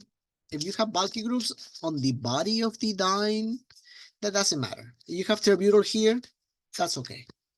Okay, but what if I have terbutyl here? That's bad. It makes the reaction also slower. What if I have two terbutyls? Even worse, even way more slow. What if I have another terbutyl? Oh, no, impossible, right? I mean, the bulkier they are, of course. What if we compare that with right? If I put a methyl there, yeah, methyl still works slower, right? Slightly slower. I mean, compared to this, right? Compared to this, it will make it slower, but it still occurs, but it's slower. What if I put that and then let's say that in compared to an ethyl? Ethyl, this one will be slower than that. It still works, yeah. I mean, they all work. They all work. It's only that the reaction will be way slower and also with a lower percent yield. Okay, and really the problem is this this group that is pointing in, right? Because you see there is another one that is pointing out, right? You see two bonds here, one and one. Really the one that is our concern is the one, these groups. These are the problematic. You don't want things here, right? So for example, if you ask me, Professor, which reaction is slower, with the methyl in or the methyl that is pointing up?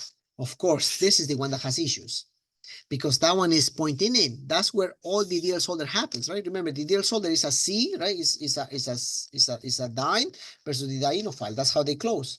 So if you have something here, the tips of the fingers, of course, that's going to prevent the reaction, right? So that's what happens here. So between this and this one is no problem. This one works perfectly. This one is slightly slower. This one is not, no big deal. Okay, same thing. If you guys have here a terbutyl, right? A terbutyl there. Is that creating an impact? Well, it will still, because remember, terbutyl is really bulky, right? So that it will still do something, but not as much, right? As much as having a terbutyl inside. This one is really bad. And you have a second terbutyl, it's even worse, right? As I mentioned before. Right? So just keep that in mind. So the steady hindrance is an issue in the dienophile. And the electro-withdrawing, electro-donating groups are an issue in the dienophile. Okay, so those two things that I want to remind you guys. Hopefully you guys like this chapter 16. We're almost halfway of this course. Please keep going. Please let me know you guys if you have any questions. I'm always available during my office hours or during the lab or by email. You know, I will always be there. Right? So bye-bye.